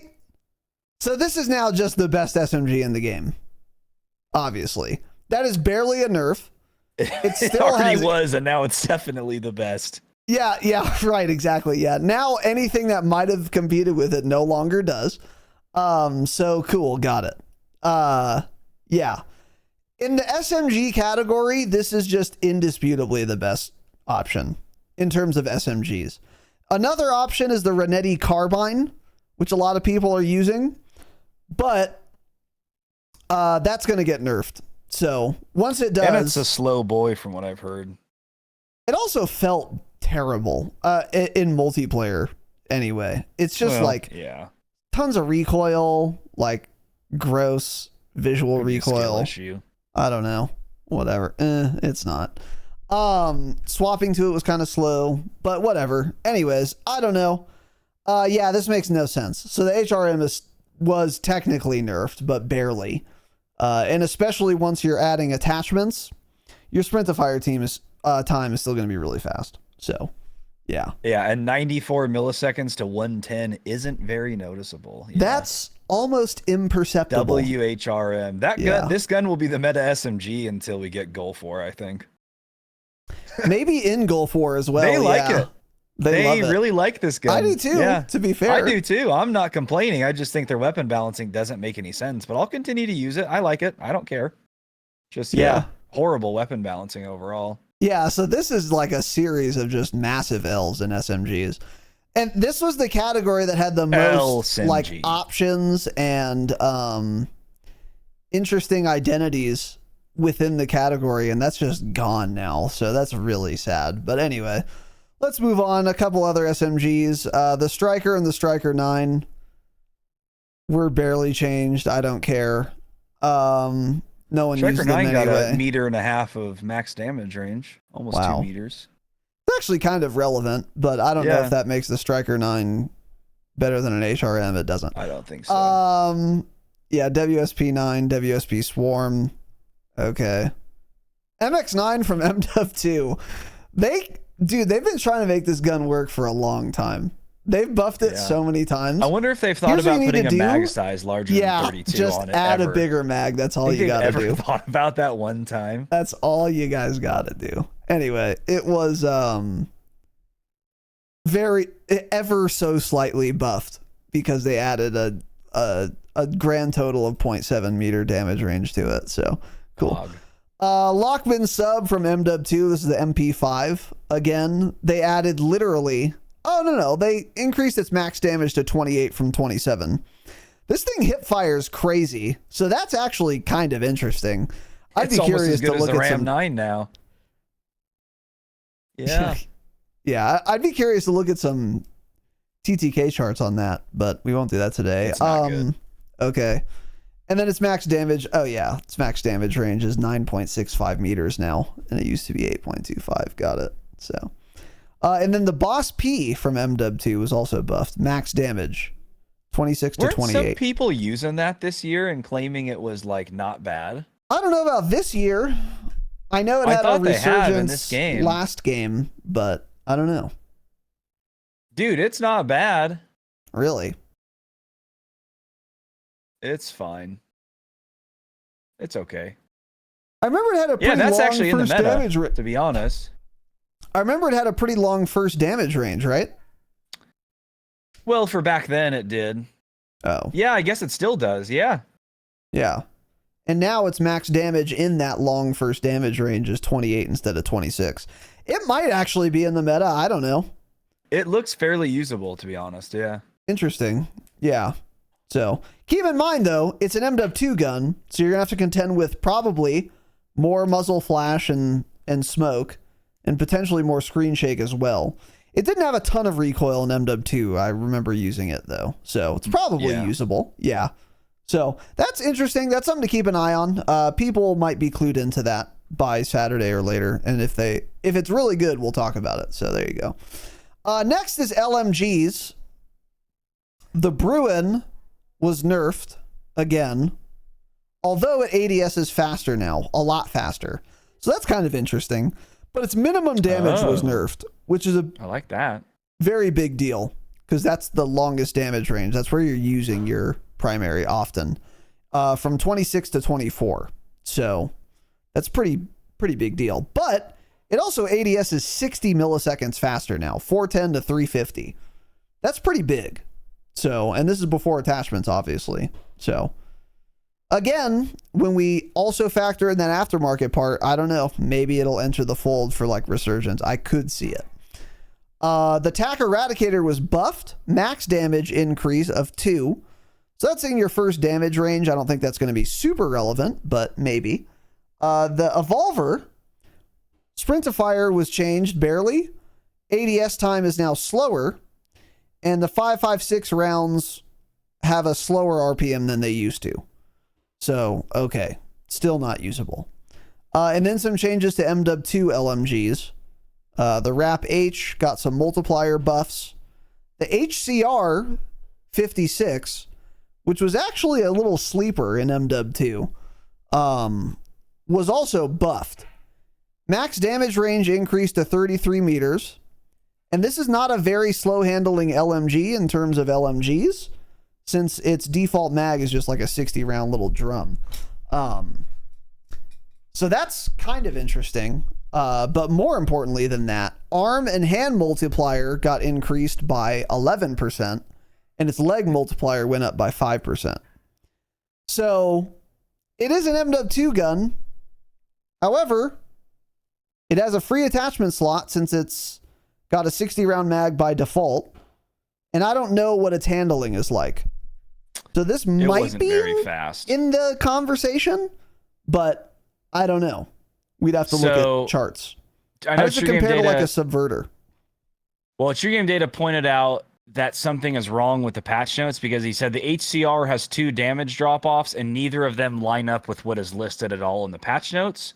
So that is wrong. And then also, the Bruin, the minimum damage didn't actually change. So they said it was decreased to 24 from 26, but it actually hasn't changed in game. Okay. So yeah, those will probably be fixed sometime soon, maybe. But yeah, I don't remember the HCR having very good handling. Yeah, it wasn't great. It's not an AR, but it was a fun gun to use, but that was during MW2 when every gun felt horrible. So compared to those, or compared to what we have now, the HCR would probably feel pretty bad. Yeah. I would assume its handling would be a little slower than like a subverter post nerf. But that might be worth it depending on what other close, man. Yeah, that subverter's slow. It could even be faster than that, I wonder. If you build it a certain way, yeah, maybe. And again, you get a free attachment slot since you don't have to run a magazine. So you could, counteract that with like a ADS stock or something, or rear grip, or laser now, since those aren't visible. So something to keep in mind. We'll see. We'll keep you guys posted on that. But anyway, the Rawl was very slightly buffed. It doesn't matter. The Tempest Torrent from MW2 was nerfed. Okay. HCR is a little bit slower overall. Okay. Yeah, there you go. Sniper rifles. This is interesting. Well, did you put on the mag on the subverter? No, I just did base gun for base gun. Yeah, if you put on the mag, it might be faster. Worse. Yeah. Yeah. So, something to keep in mind. Sniper rifles. The Stalker, now ADS is 20 milliseconds faster. Or no, slower. L. Okay. Got it. L change. And then the SPX 80 from MW2 doesn't one-shot, so I'm not reading you the patch notes. And then handguns. The Renetti. Max damage range increased to 12 meters, up from 11.6 meters. Okay. Now, the reason that's actually kind of relevant is because, as I said, the 2 meta secondaries right now in Warzone are the HRM and the Renetti with the carbine aftermarket part attachment thing. And this is because on, I believe it was the 19th, it actually got a buff that no one paid attention to. But now that every SMG except the HRM was nerfed, people have started looking into it, and it actually has very competitive handling and time to kill, I guess, to SMGs, including the HRM, because some people are opting for that instead. I have not used it myself, but something to keep in mind. However, they don't like having pistols be better than SMGs, so they will nerf this a lot. Yeah, 100%. I agree. So I wouldn't get too attached to it. So there you go. And then a couple attachment changes. So again, I'm not going to read all of these, but the lasers, like I said, and flashlights, no longer visible to enemies. Super interesting. Super interesting. And that, again, might change your loadout, like we already talked about. And then, let's see. A couple other minor changes to some attachments that are not super popular. Here are a couple popular ones. Spirit Fire Suppressor. This is the beefy suppressor everyone uses. A little more of a sprint to fire penalty now. Not going to notice that. That doesn't really matter. The DR6 hand stop. I think a lot of people use this. Decreased ADS movement speed benefit by 3 to 4% dependent upon the weapon class. That was one of the big reasons people ran this. So that might change your loadout. Keep an eye on that if you've been running that. And then the Bruin Heavy Support Grip underbarrel. This is what everyone uses as their underbarrel recoil attachment. Decreased horizontal recoil control benefit to 8%, down from 12%. That, I think, is the biggest one, aside maybe from the lasers, because, again, everyone uses this for their recoil control underbarrel. And now they might not anymore, since it helps 4% less with horizontal recoil, which is the important recoil stat, or one of them. I don't know if there's going to be a better alternative now, but there actually might be. That's a pretty big deal. My guess is no, because it also helps with the firing aim stability. So even if something helps more with recoil and it doesn't help with firing aim stability, it will feel worse than the Bruin Heavy Support since it gives you that firing aim stability benefit. So, yeah, I'm thinking that's probably still going to be the meta underbarrel. Another one too, the L4R Flash Hider, decrease horizontal recoil to 10%, down from 13. I know a lot of people ran that too. I don't really know why. I never ran it personally. In fact, I never really looked at it, but I know a lot of builds would call for the L4R Flash Hider muzzle device. So keep in mind too, that one might actually be not as good as something else now. I'm not too sure. I don't know what that one did. If that was just horizontal recoil, then it helps with muzzle flash. I'm not sure, but I know a lot of people ran it. So moving on, we've got a lot of adjustments to lethal equipment, a whole lot of them. So yeah, starting off with Semtex here. Damage radius decreased to 5 meters, down from 6.5. Outer damage decreased to 110, increased to 110, up from 105. And then this is a real big one. EOD will now prevent the victim from going down when stuck with a Semtex. Wow. So Semtexes, to me, already weren't very good, and they just kind of got worse now. So yeah, I don't think I would run these anymore. They say Semtex has been a dominant choice for quite some time. With these changes, we are looking to provide more opportunities for other grenades to be a fair pick. Yeah, I like that. I agree. These are not gonna be the move anymore. Yeah, there are better options now. Yeah. I'm kind of okay with the radius and outer damage nerfs. I think those are probably warranted to make frags like more unique, for example. But I don't know about EOD preventing you from going down when you're stuck. You know, if I'm stuck, I should probably die in game. That's kind of what I'm thinking. Yeah, I'm not sure about that one. How often are you being stuck with a Semtex, you know? Even if you have EOD. That was like one of the few benefits left of the Semtex. Exactly. When you stuck somebody. So I would not run these at all, especially when we get through all these other buffs. Yeah, exactly. Stop running Semtex. Yeah. So the Breacher drone was changed in an interesting way. I'll just read this. Damage radius increased to 10 meters, up from 3.5 meters. So that is a gigantic damage radius buff. You're going to be doing a lot more damage to people farther away than you used to. However, the outer damage was decreased to 75 from 125. Now keep in mind, the outer damage radius is now different because the whole total damage radius is 10 meters. So outer damage probably meant 2.5 to 3.5 meters before. Now, outer damage means 7 to 10 meters. Yeah. So, like, the outer damage was decreased in one sense, but in another sense, it was actually increased. Because before, at 7 meters, I would take 0 damage. Now I would take 75. So that could be a little misleading. So keep that in mind. And then inner damage decreased to 155 from 175. That one's more relevant because that radius probably didn't change.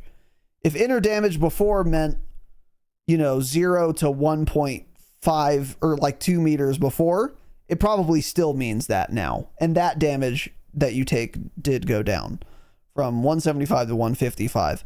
I don't think that's that big of a deal, though. And then another interesting one, drone velocity increased to 0.75, up from 0.4. I'm assuming this is a fraction of base player movement speed, by the way. So it probably moved a little slower than half your movement speed as a character. Now it moves 3/4 of your movement speed. And that's a big improvement.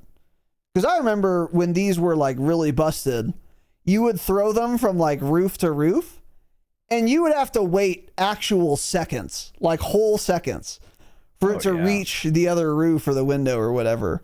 And now it's going to move a lot faster. These are interesting now, mainly because of the damage radius and velocity increases. Yeah, I know. Those might be worth running. Yeah, they might be. So, anyway.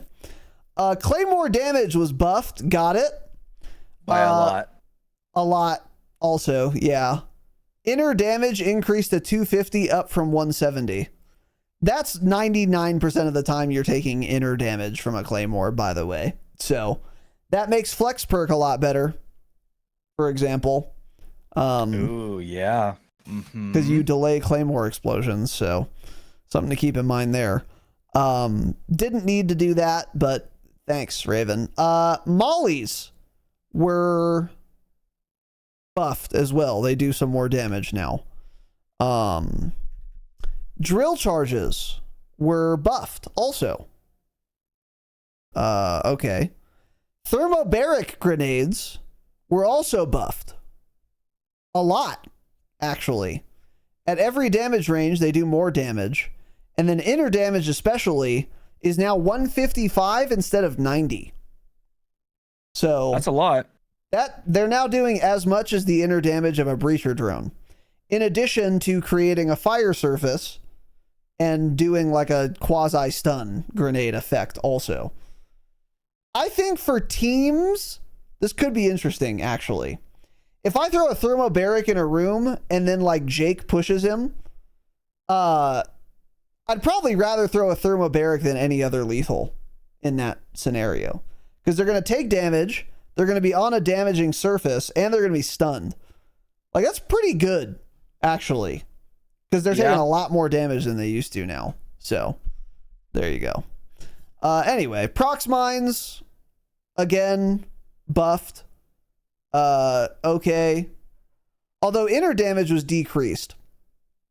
So, outer damage was increased. So, if you're far away, it's going to do more damage than it used to. But if you're very close to it, it's going to do 225 instead of 275. Weird change that I don't understand, but sure, I guess. Okay. Yeah, I don't really have many thoughts about it. That's interesting, though, for sure. And then here's the big one. And this is very nostalgic for many of us. The C4 radius increased 7.8 from 6.5 meters. Pretty big radius change there. Detonation delay was halved to 0.05 from 0.1. So it's probably 50 milliseconds until you can detonate it instead of 100 milliseconds. Pretty big deal. And then also the damage was increased by a lot, 275 from 200, for example. And its velocity was increased to 600 from 425. Which also means you can throw it farther than you used to be able to. People are back on C4s. Are C4s back? Did you see the J-God video? I did not see the J-God video, no. You can, with strong arm, you can throw that sucker like 30 meters. Oh my goodness. Wow. Yeah, and without strong arm, it's like 20 or so. And it detonates a lot faster. I think also with strong arm, it comes out of your hands quicker. Isn't that how it works too? I don't Is that how the other lethals work? Maybe, I thought but that's I what the video so. showed. Because there was something he showed that made it faster. I don't know. What was it?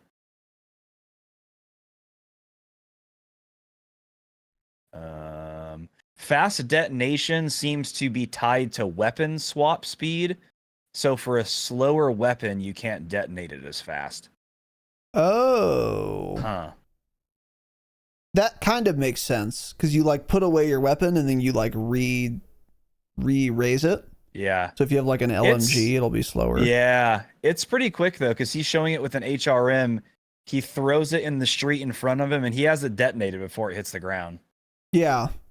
And I'm seeing people already using them now. So C4s might be back. And that would be very reminiscent of the good old days. So yeah, basically with the lethals, frags were not touched. And I think that's good because I think they're in a good spot right now. And then Semtexes were nerfed. And then every other lethal was buffed. Basically. And I like it. Actually. Because there wasn't any lethal variety. There was minimal lethals variety, I would say. Now there might be a lot. Because there's an argument to be made for a lot of these now. I know, yeah. There are a lot of them that are viable now. And by the way, this also really makes EOD a lot better than it used to be. Because a lot of damage radiuses got increased here. Radii. So... Yep. You might want to put more of a premium on EOD than you used to. For big map, I still don't think EOD is going to be super relevant. But for like Rebirth, I am actually probably going to run EOD. I'm going to at least see how many explosives I get hit with on average. But again, like the radii got increased for most lethals. So you're just more likely to take some explosive damage. And also the amount of damage you take also got increased for like most lethals. So that's going to make EOD way better. So something to keep in mind there. I think that's the biggest takeaway. But I would encourage you guys to drop Semtex for something else. There are a lot of good options, actually. And I think it's map dependent. But we'll talk probably more about that on Saturday. So anyway. Tactical equipment. Some other changes here. Snapshots were massively buffed. Outline duration increased to 5 seconds, up from 1.65. Wow. Outline radius increased to 15 meters, up from 9.5. Oh, never mind. Will now require line of sight. Yeah. Okay, never mind. They were They were taken out of the game. Yeah. Yeah. Oh, this is interesting though. They work through smokes well. I've seen videos of that. Snapshots will now persist if the victim is in smoke. So that's interesting. And battle hardened counters that. Okay. It's a mixed bag. They could actually be really interesting late game, strictly for smokes, because the whole final circle or two is just smokes. Yeah. So snapshot could go kind of crazy there. I'll be honest. Yeah, they're could, they're but then terrible you wouldn't aside be running from that one situation yourself. Yeah. Yes. Exactly. Yeah. Yeah. So interesting change, but realistically, I don't think they'll become any like meta at all. Yeah. Especially now that they require line of sight. I don't need. The only time I ever need someone outlined while I have line of sight is if they're in smoke. So like outside of that pretty narrow use case that, yeah, I don't see them being very relevant. So whatever. I don't have strong opinions on it. Scatter mines were nerfed. Oh, but this is interesting. So they do less damage now, but the mine will now debuff player movement for 3 seconds when they are hit by a mine. And it will give them this, this is the debuff it'll get. Players are unable to sprint, slide, or jump, and their movement speed is decreased. Hate it. Hate that. Yeah. Won't love running into a building and then just not being able to move my character for 3 seconds. Not loving that. I hate that. That's one of my least favorite things that they do in the game is when they make it so people can't move. Yeah. Yeah. Not great. And also not a good tactical to run. So if you use it, you're just trolling. Like, I know you're not going to win the game, but you still might make me lose the game because you have this. Stop. Don't do it. Yeah. Bad change, L. Obviously not better than smokes, but also if you happen to, again, run into some troll, they might kill you, or you might die to someone else. This is pretty cringe. I don't like this change at all. So, anyway, whatever. The mosquito drone, lots of words, big words, intimidating words. Let's see. TLDR, it shows on the map and it does less damage. Remove them from Warzone. You fully plated. Yeah, okay. They changed 15 different things on them, yeah. Yeah. So, yeah, whatever. There's like more counterplay, basically, was kind of what they were going for. And they won't one-shot you, I guess. That's good. So, good changes, but again, just remove them from the game. So, armor boxes now give you 4 plates instead of 6. And they now cost $300. I don't know why they did that. I don't either. Not sure about this one. This is like a change to change something. That's to look busy, yeah. Unnecessary. This is a dev working on like a Friday at like 4:30 p.m. Yeah. I got to do something. Let's just because I'm like, to be honest, if I guess it's different because you're like supplying your teammates too. But if I'm getting 4 out of an armor box and that's taking up a slot in my backpack where I'm holding 3, like, I'll be honest, I may just rather take the 3 because then if I'm in a pinch, I have plates ready to go and I don't have to throw down an armor box and then touch it, you know? Right. Maybe that's what they were thinking, actually. They probably didn't like that they were forcing players to hold armor boxes instead of plate stacks. That's actually, you're probably right, actually. That's probably what they were going for. That's probably their intention. Which I guess I could see. I can see the logic there behind that, actually. Yeah. Makes it slightly less annoying. Yeah. I don't think it was very necessary, but anyway, there you go. Yeah. Now that plates are dropping again, I don't know if they mentioned that. This becomes less relevant, so anyway. Ranked Resurgence is the next section here. So, yeah. There's Resurgence ranked. Lot of words, big words, intimidating words. Basically the same thing as ranked whatever we had. Fortune's Keep.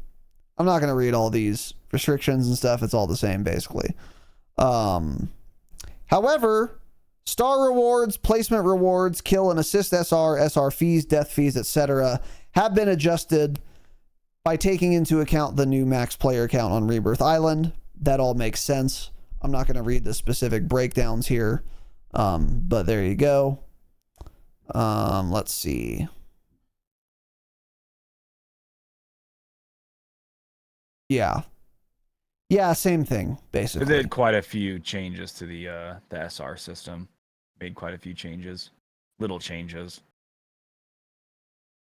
Just to adjust for the different player count, though, right? Well, I mean, they changed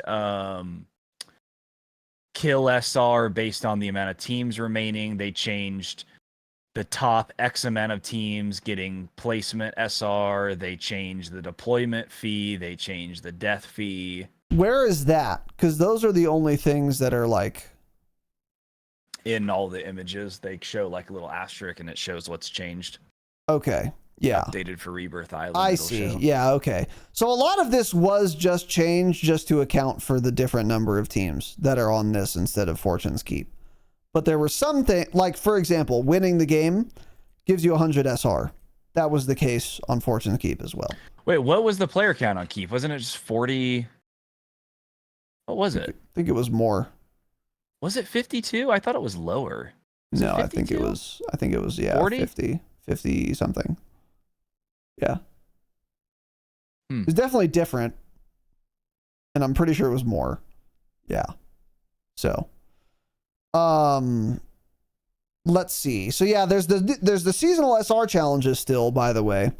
First time you win a match, you get a bonus. First time you get top 5. First time you get a kill. Good luck, etc. So they brought that back, which is cool. Death fees. So only, I think, one death fee has changed. Crimson 1 through 3, the death fee is 7 SR. I don't know what it used to be, but every other death fee is the same as it used to be. So, not much change there. Iridescent in top 250 is -10, but I didn't think it was that way either. I didn't think you could get -10 before. Well, you're wrong, or this blog post is wrong. Well, I'm wondering if they're putting the asterisk saying like the 7 change and then the one after that would also change because they updated the one right before. I don't know, but I swear it was not -10. Yeah, I don't know. I thought it was 7 or 8 for that. Those of you listening in Iridescent and top 250, let us know. So, anyway. Ranked Resurgence sucks. And then, yeah, give me Ranked Resurgence. So nothing matters. I don't know why we're talking about it. It sucks. Deployment fees is next. So a lot of these are the same as well, but here they changed a lot, it looks like. So from Diamond 1 and above, the deployment fee looks like it has gone up. So Diamond 1 is 60 SR deployment fee, and like Iridescent and up is -120 to -300 deployment fee. So now it's -300. It was -280 was the highest last season. So they've increased the deployment fees for the higher ranks as well. And again, there was already an issue with camping leaderboard before, and every change they've made to SR has just made it more punishing. So I don't see why people aren't going to be camping rating again this season. I don't think they ended up doing that last season. I think after like those first few days and they realized people were still grinding it and gaining SR, everyone had to go back. I don't even know who got #1 last season. Does anybody in chat know? Because Adrian was #1 for a long time and he was the one camping it, but I'm not sure if he finished #1 or not. Yeah, I don't know. Good question. Good question. Yeah, they have to make content. I think as the system's gone on, actually, I think a lot of them ended up liking it because it was kind of based more on skill. That's possible, and if so, then that's fine. Then that's good. Oh, did Biffle get #1? Really? Yeah. Okay.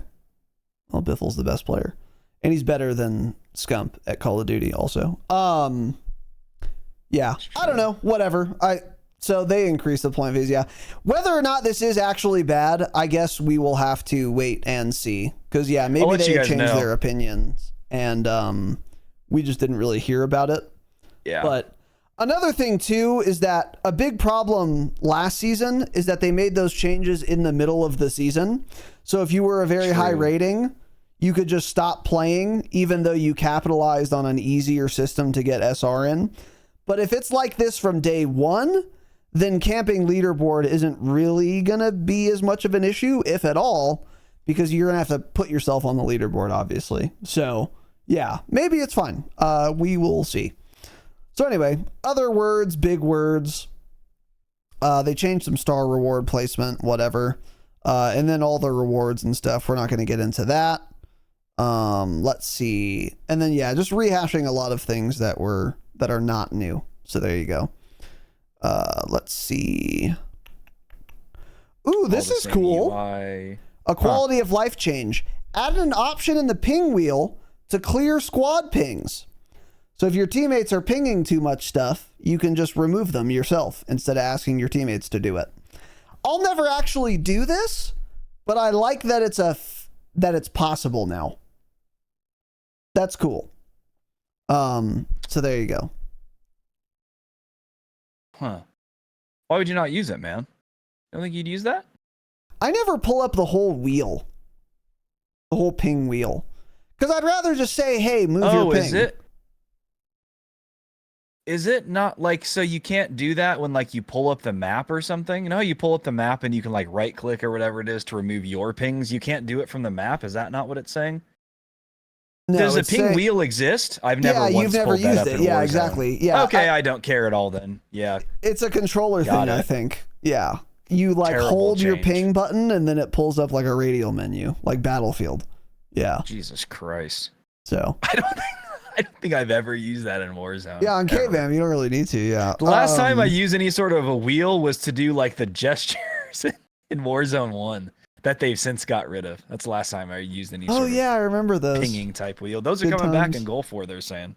That would be great. I forgot about those. Yeah. So anyway, they were so fun, dude. Yeah, I don't know why they got rid of those. It was stupid. Especially like the Pie Man funny kill cams, where he would like do the say cheese and then kill you, so you'd see it in your kill cam. That's pretty funny. Yeah. And there was a one where you'd flip off the camera, so like you would say you would squad wipe a team and they'd be spectating you, and you'd tell your teammates, "Come over here and flip me off." They'd crouch in front of you, and then everyone would do the little bird. That was so funny and toxic. Yeah. Yeah, that was a good one. So anyway, let's see. Users can now hold to stow items that they already have equipped. Okay. Couldn't you? Okay. Let's see. Yeah, whatever. That's pretty much it. And then a bunch of bug fixes. This is the big one. Fixed an issue preventing eliminated players from dropping armor plates if they haven't looted armor plates. So yeah. 60 days. 60 long days to fix the armor plate bug. Yeah. People just stopped dropping plates for months, and they finally fixed it. 1 month plus another 30 days plus another 7 weeks plus an extra week. 60 total days. Yeah. 100 something hours. They or did more it. than that. W Raven. Yeah, Let's go, baby. Woo! W10. Okay. Anyway, there are other bug fixes. That's the big one, though. Let's see if there are any other relevant ones. I'm looking, man. Yeah. Not really. Yeah, that's pretty much Fixed it. An issue causing players to be redirected to Resurgence ranked play after completing a Battle Royal match. Okay, so they don't know their game mode is called Battle Royale. They did that on purpose, by the way. They hate it that much, they had to throw that. They hated Urzikstan so much. Yeah, they did that on purpose. Damn it, man. Yeah. They hate Urzikstan. They're pissing me off. Yeah. God, Resurgence is so boring, man. So that's season 3 patch notes. What are your thoughts? I mean, if you love Resurgence, it's the best season of Warzone ever made. Yeah. If you like Rebirth, it's a lot of good fun stuff for you. I don't know, man. I want BR to be fun. I think I'll just go back to playing Urzikstan the next time I play, to be honest. I have zero interest in hopping on Rebirth and playing it. I just don't. Resurgence especially is so probably boring. So sweaty right now. It's just way too similar to multiplayer. It's just boring. I don't know, man. Yeah. A lot of gunfights, but it's all uninteresting. We go through phases. There are times where we've had a lot of fun in Resurgence and times where the game's awful, yeah. Yeah, that's part of the reason, yeah. So, no huge surprises in the patch notes. I mean, there were a number of things that were surprising, but they weren't like shocking or anything really. I think the weapon balance is the worst we've ever gotten since the launch of MW3. I think that's one thing that has not really been talked about very much. Like, they ruined SMGs, for example. And I hope they bring back identities for guns again at some point. But like, weapon balance for SMGs in a terrible, miserable spot. For long range weapons, might be in an interesting spot now, especially since they've basically ruined the RAM. I am curious to see where that settles. But besides that, not really too much to say for now. We will talk more about our first impressions again on Saturday. But I do also like the lethal changes as well. So that's pretty good. And something to keep in mind. So anyway, a couple other quick things to go through here. In ranked play right now, there are perks and equipment that are unintentionally available in ranked play and will be restricted in a future update. I don't know what that refers to, but is it the zombie speed boosts? Yeah, maybe. Who knows? It's possible. Man, I'm not sure.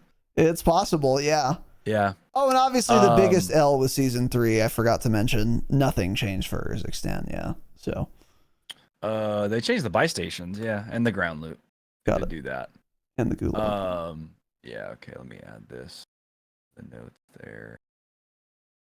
There we go. But yeah, moving on. A few other random things quickly here. This test went live from Charlie Intel. Sledgehammer appears to have started testing persistent lobbies in multiplayer. The devs said back in December they would test this feature at some point.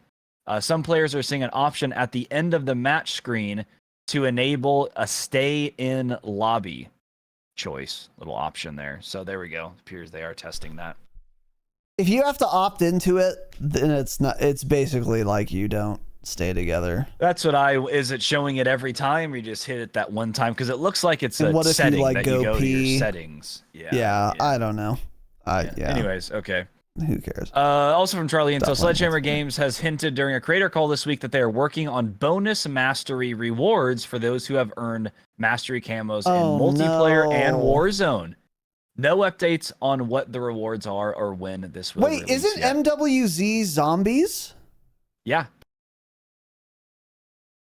Yeah, it is. Okay, yeah. You said Warzone, but that's obviously not. There's no Warzone camos. That would be cool. Did I say Warzone? Did I say multiplayer and Warzone? Yeah. Oh, I don't. That's weird. I read it as MWZ. Yeah. Yeah. So zombies and multiplayer camos. Yep. I remember there was speculation about this before the game launched, because they did those like really cool camo blog posts, and people were saying like, "Oh, is there like a secret one for doing all of them?" And we said, "No, of course not." And there wasn't. But the fact that they might be working on it would be cool. I would hate it because I wouldn't have it because I'm not doing zombies camos. And also, I don't really believe this. I don't think they're actually going to follow through with it, to be honest with you.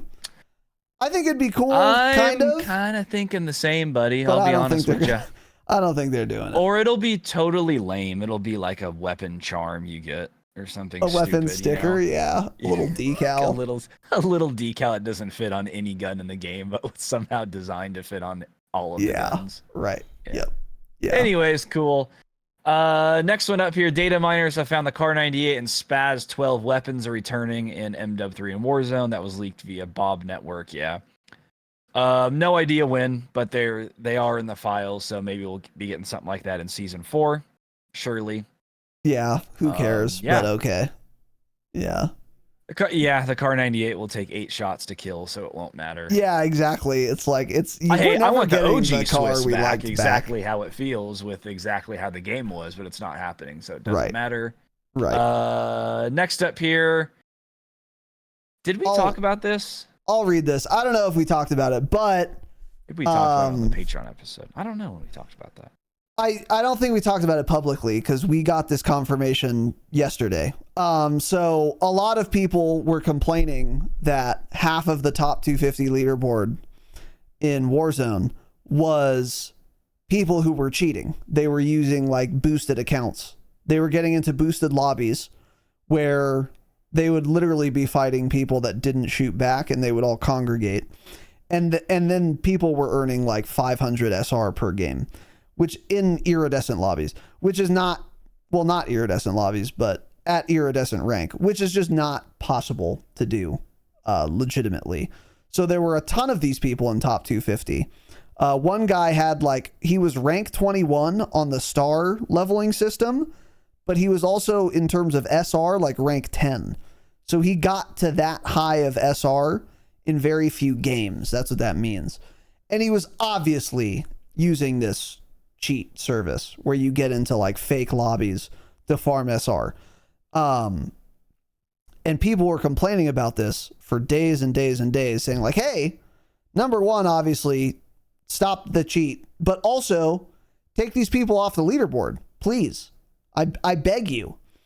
Because when the Alt F4 thing was happening in MW2, Warzone 2, those people never got removed. Those abusers never got removed from the leaderboard in that season, and everyone was worried that was going to happen again. However, Call of Duty wrote a lot of words on Twitter and basically said the accounts that were doing that were on the leaderboard have been removed or will be removed from the leaderboard. So kudos to them. They did what they should do, and that we were skeptical they would do. by taking the cheaters off of the top 250 leaderboard. So that means more legitimate players get their top 250 rewards. Yeah. Nobody thought they'd do it. We did not think they would do it. Yeah. And they did it at the last moment. But they did it. So, or said they were going to do it. So there you go. And then another tweet here I want to talk about on the topic of zombies. Treyarch confirmed during a creator call this week that their team has shifted focus to something exciting on the horizon, and that Sledgehammer will finish development on the remaining zombie story and content. Okay, so I was very excited for Treyarch Zombies, and now I'm not getting it. And I'm pissed about it. I don't know what they're focusing on that's exciting on the horizon. What are you talking about? This tweet that I just read. What are you talking about? You're excited for Treyarch Zombies. That's what that's why they're not working on this zombies anymore. That's what it's saying. Oh, I see. They're just saying that's why Zombies has had no content. Yeah. They're just saying they stopped working on it. I misunderstood. A season ago. That's why there's no content for Zombies anymore, because they gave up to work on their own game. Yeah, there you go. So, okay, well, that's good news in that case. Yeah, I misunderstood. News, yeah. That's W news, yeah. Let this iteration of Zombies absolutely die. Free up Treyarch to work on more fun zombies in the future. Yeah, that's a good one. So, okay, there you go. Next is what? What is this? What am I looking at? It's their little white paper. What do they read? What do they call it? I don't know. I didn't really read it yet, but I saw them tweet it out. So I was going to kind of just scroll through here. The white papers. It's about their matchmaking. They say this: the design Call of Duty matchmaking is driven by our goal to create the best experience for our players. Shut up. It doesn't matter. Yeah, but basically, there is a full paper you can look at. It is a 19-page paper that talks about their matchmaking process. Oh. This could if we actually skim through this and look at it, this could maybe be interesting for a topic on like a Saturday or on Patreon to go in depth more. Maybe if it's interesting, but yeah, I have not even skimmed that yet, so I'm not too sure. And then I think they're releasing more information, aren't they? Okay, so this is about ping and how ping is related to matchmaking. Oh, in June, they're going to release a paper about how skill relates to matchmaking. That will be the interesting one. Matchmaking? Wow. And then they'll talk more about ranked play in late summer of this year, and then experimentation methods this year. So we'll be getting some more of these. So yeah, maybe if this one's interesting, we'll cover it, but probably not. Typo in their white paper, by the way. Naive regional match formation. Surely they meant to say native there, right? Yeah, where's I'm assuming they meant to say native. Where? Bottom of page 8. But it says naive regional match formation.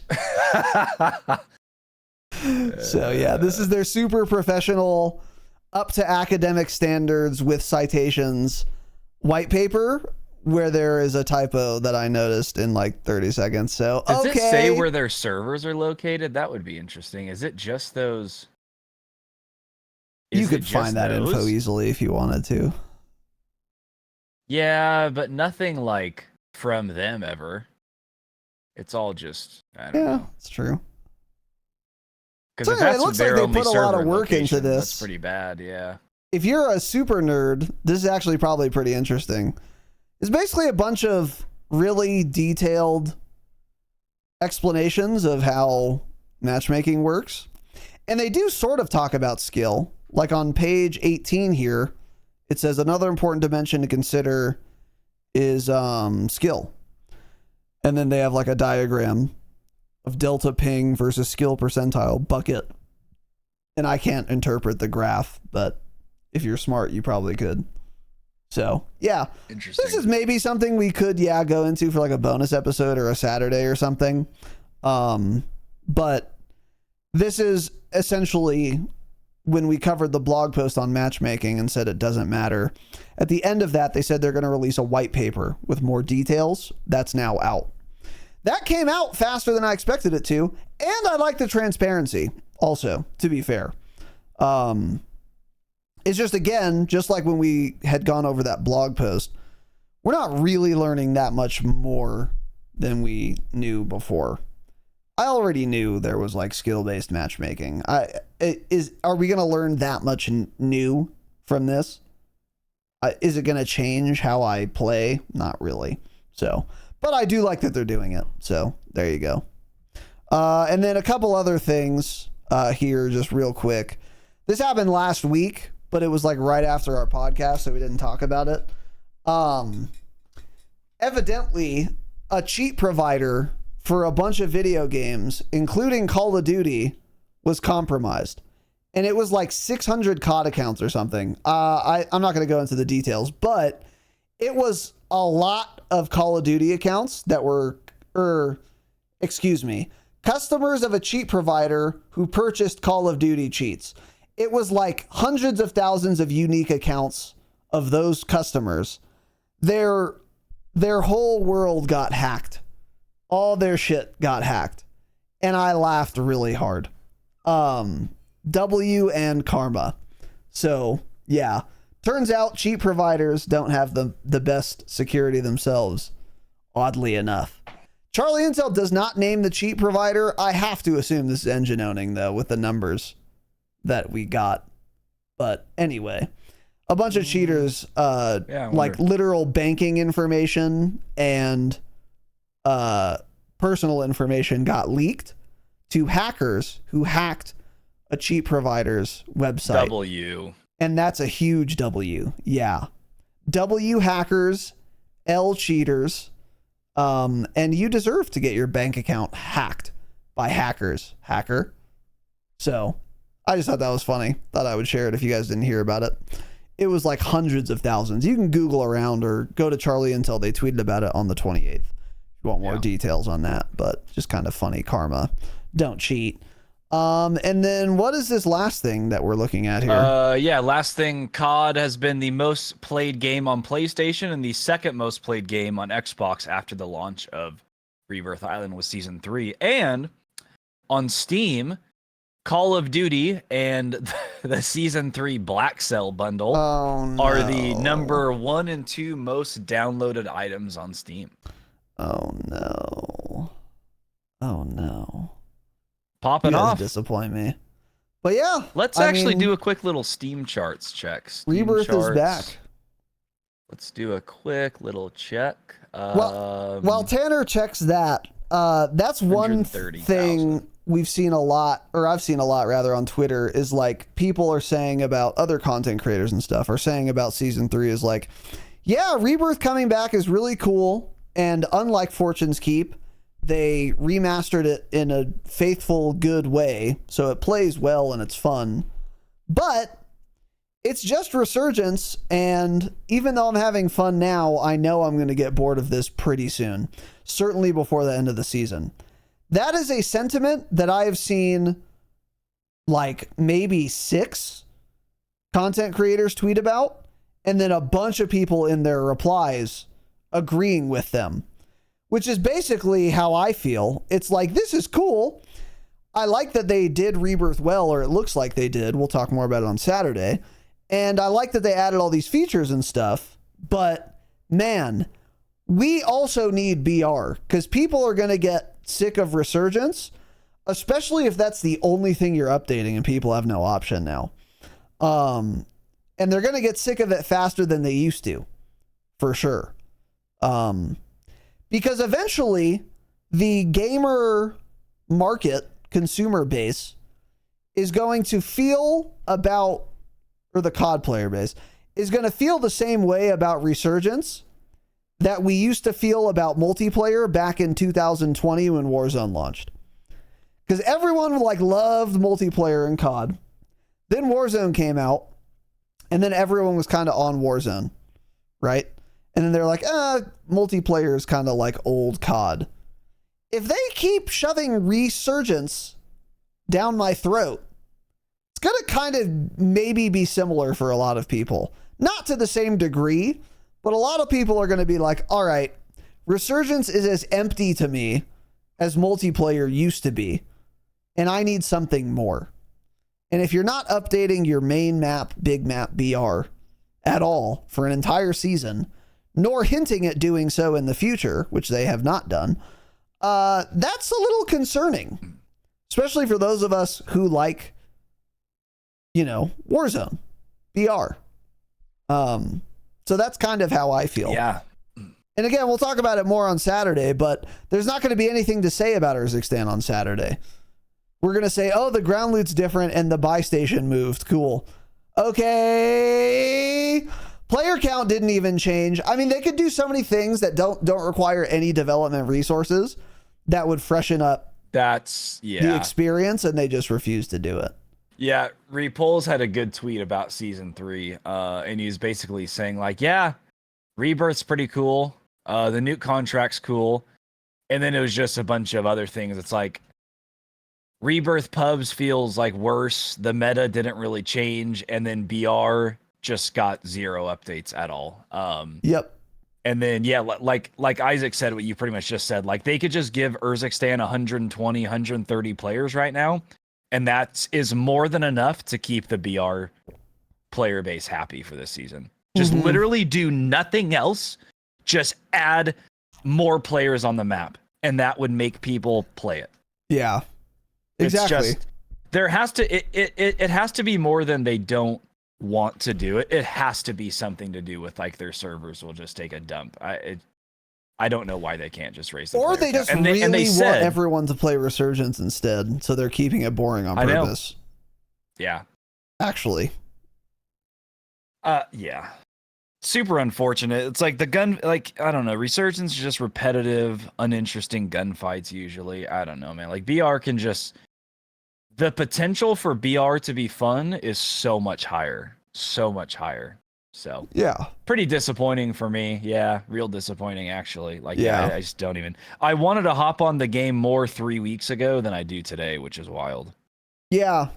I know. It's because it's just all Resurgent stuff, and I don't care about that because I was expecting something to come to Big Map, and we got nothing. Yeah, exactly. And that would get me to play Rebirth more than I will this season, is if the Big Map got a bunch of interesting changes.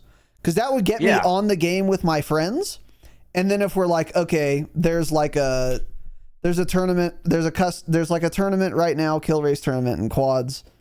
We haven't tried Rebirth yet. Let's go play some of that. Like, I would play more of it, actually. I'm not kidding. Like, actually. Like now, yeah, I know. But now it's like I can't even get my friends to launch the game. So now I'm definitely not playing Rebirth right now. So, none of our friend group have played Rebirth. Yeah. Yeah. I don't think they played the game. I don't think anyone's launched the game yet. I have, and you have, but we're the only ones. Yeah. And and I played for 20 minutes. Yeah.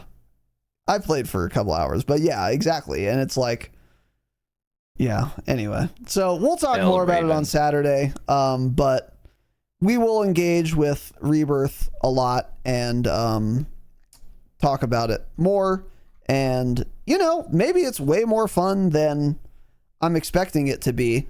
I expect to have a lot of fun for a couple weeks on Rebirth, but no longer than that. And I also expect it to be insanely sweaty, which I am not looking forward to. That's not going to help. So we'll see you guys on Saturday. Patreon.com/thedropshot. Please give us a single new patron. I was going to say, it doesn't matter. Why are you even telling them? Nobody signs up. We were going to do free trials and we were going to start it right around now, but the game sucks and you guys suck. So I don't know if we will anymore. Yeah. Stay humble. We'll have to see, Stay humble.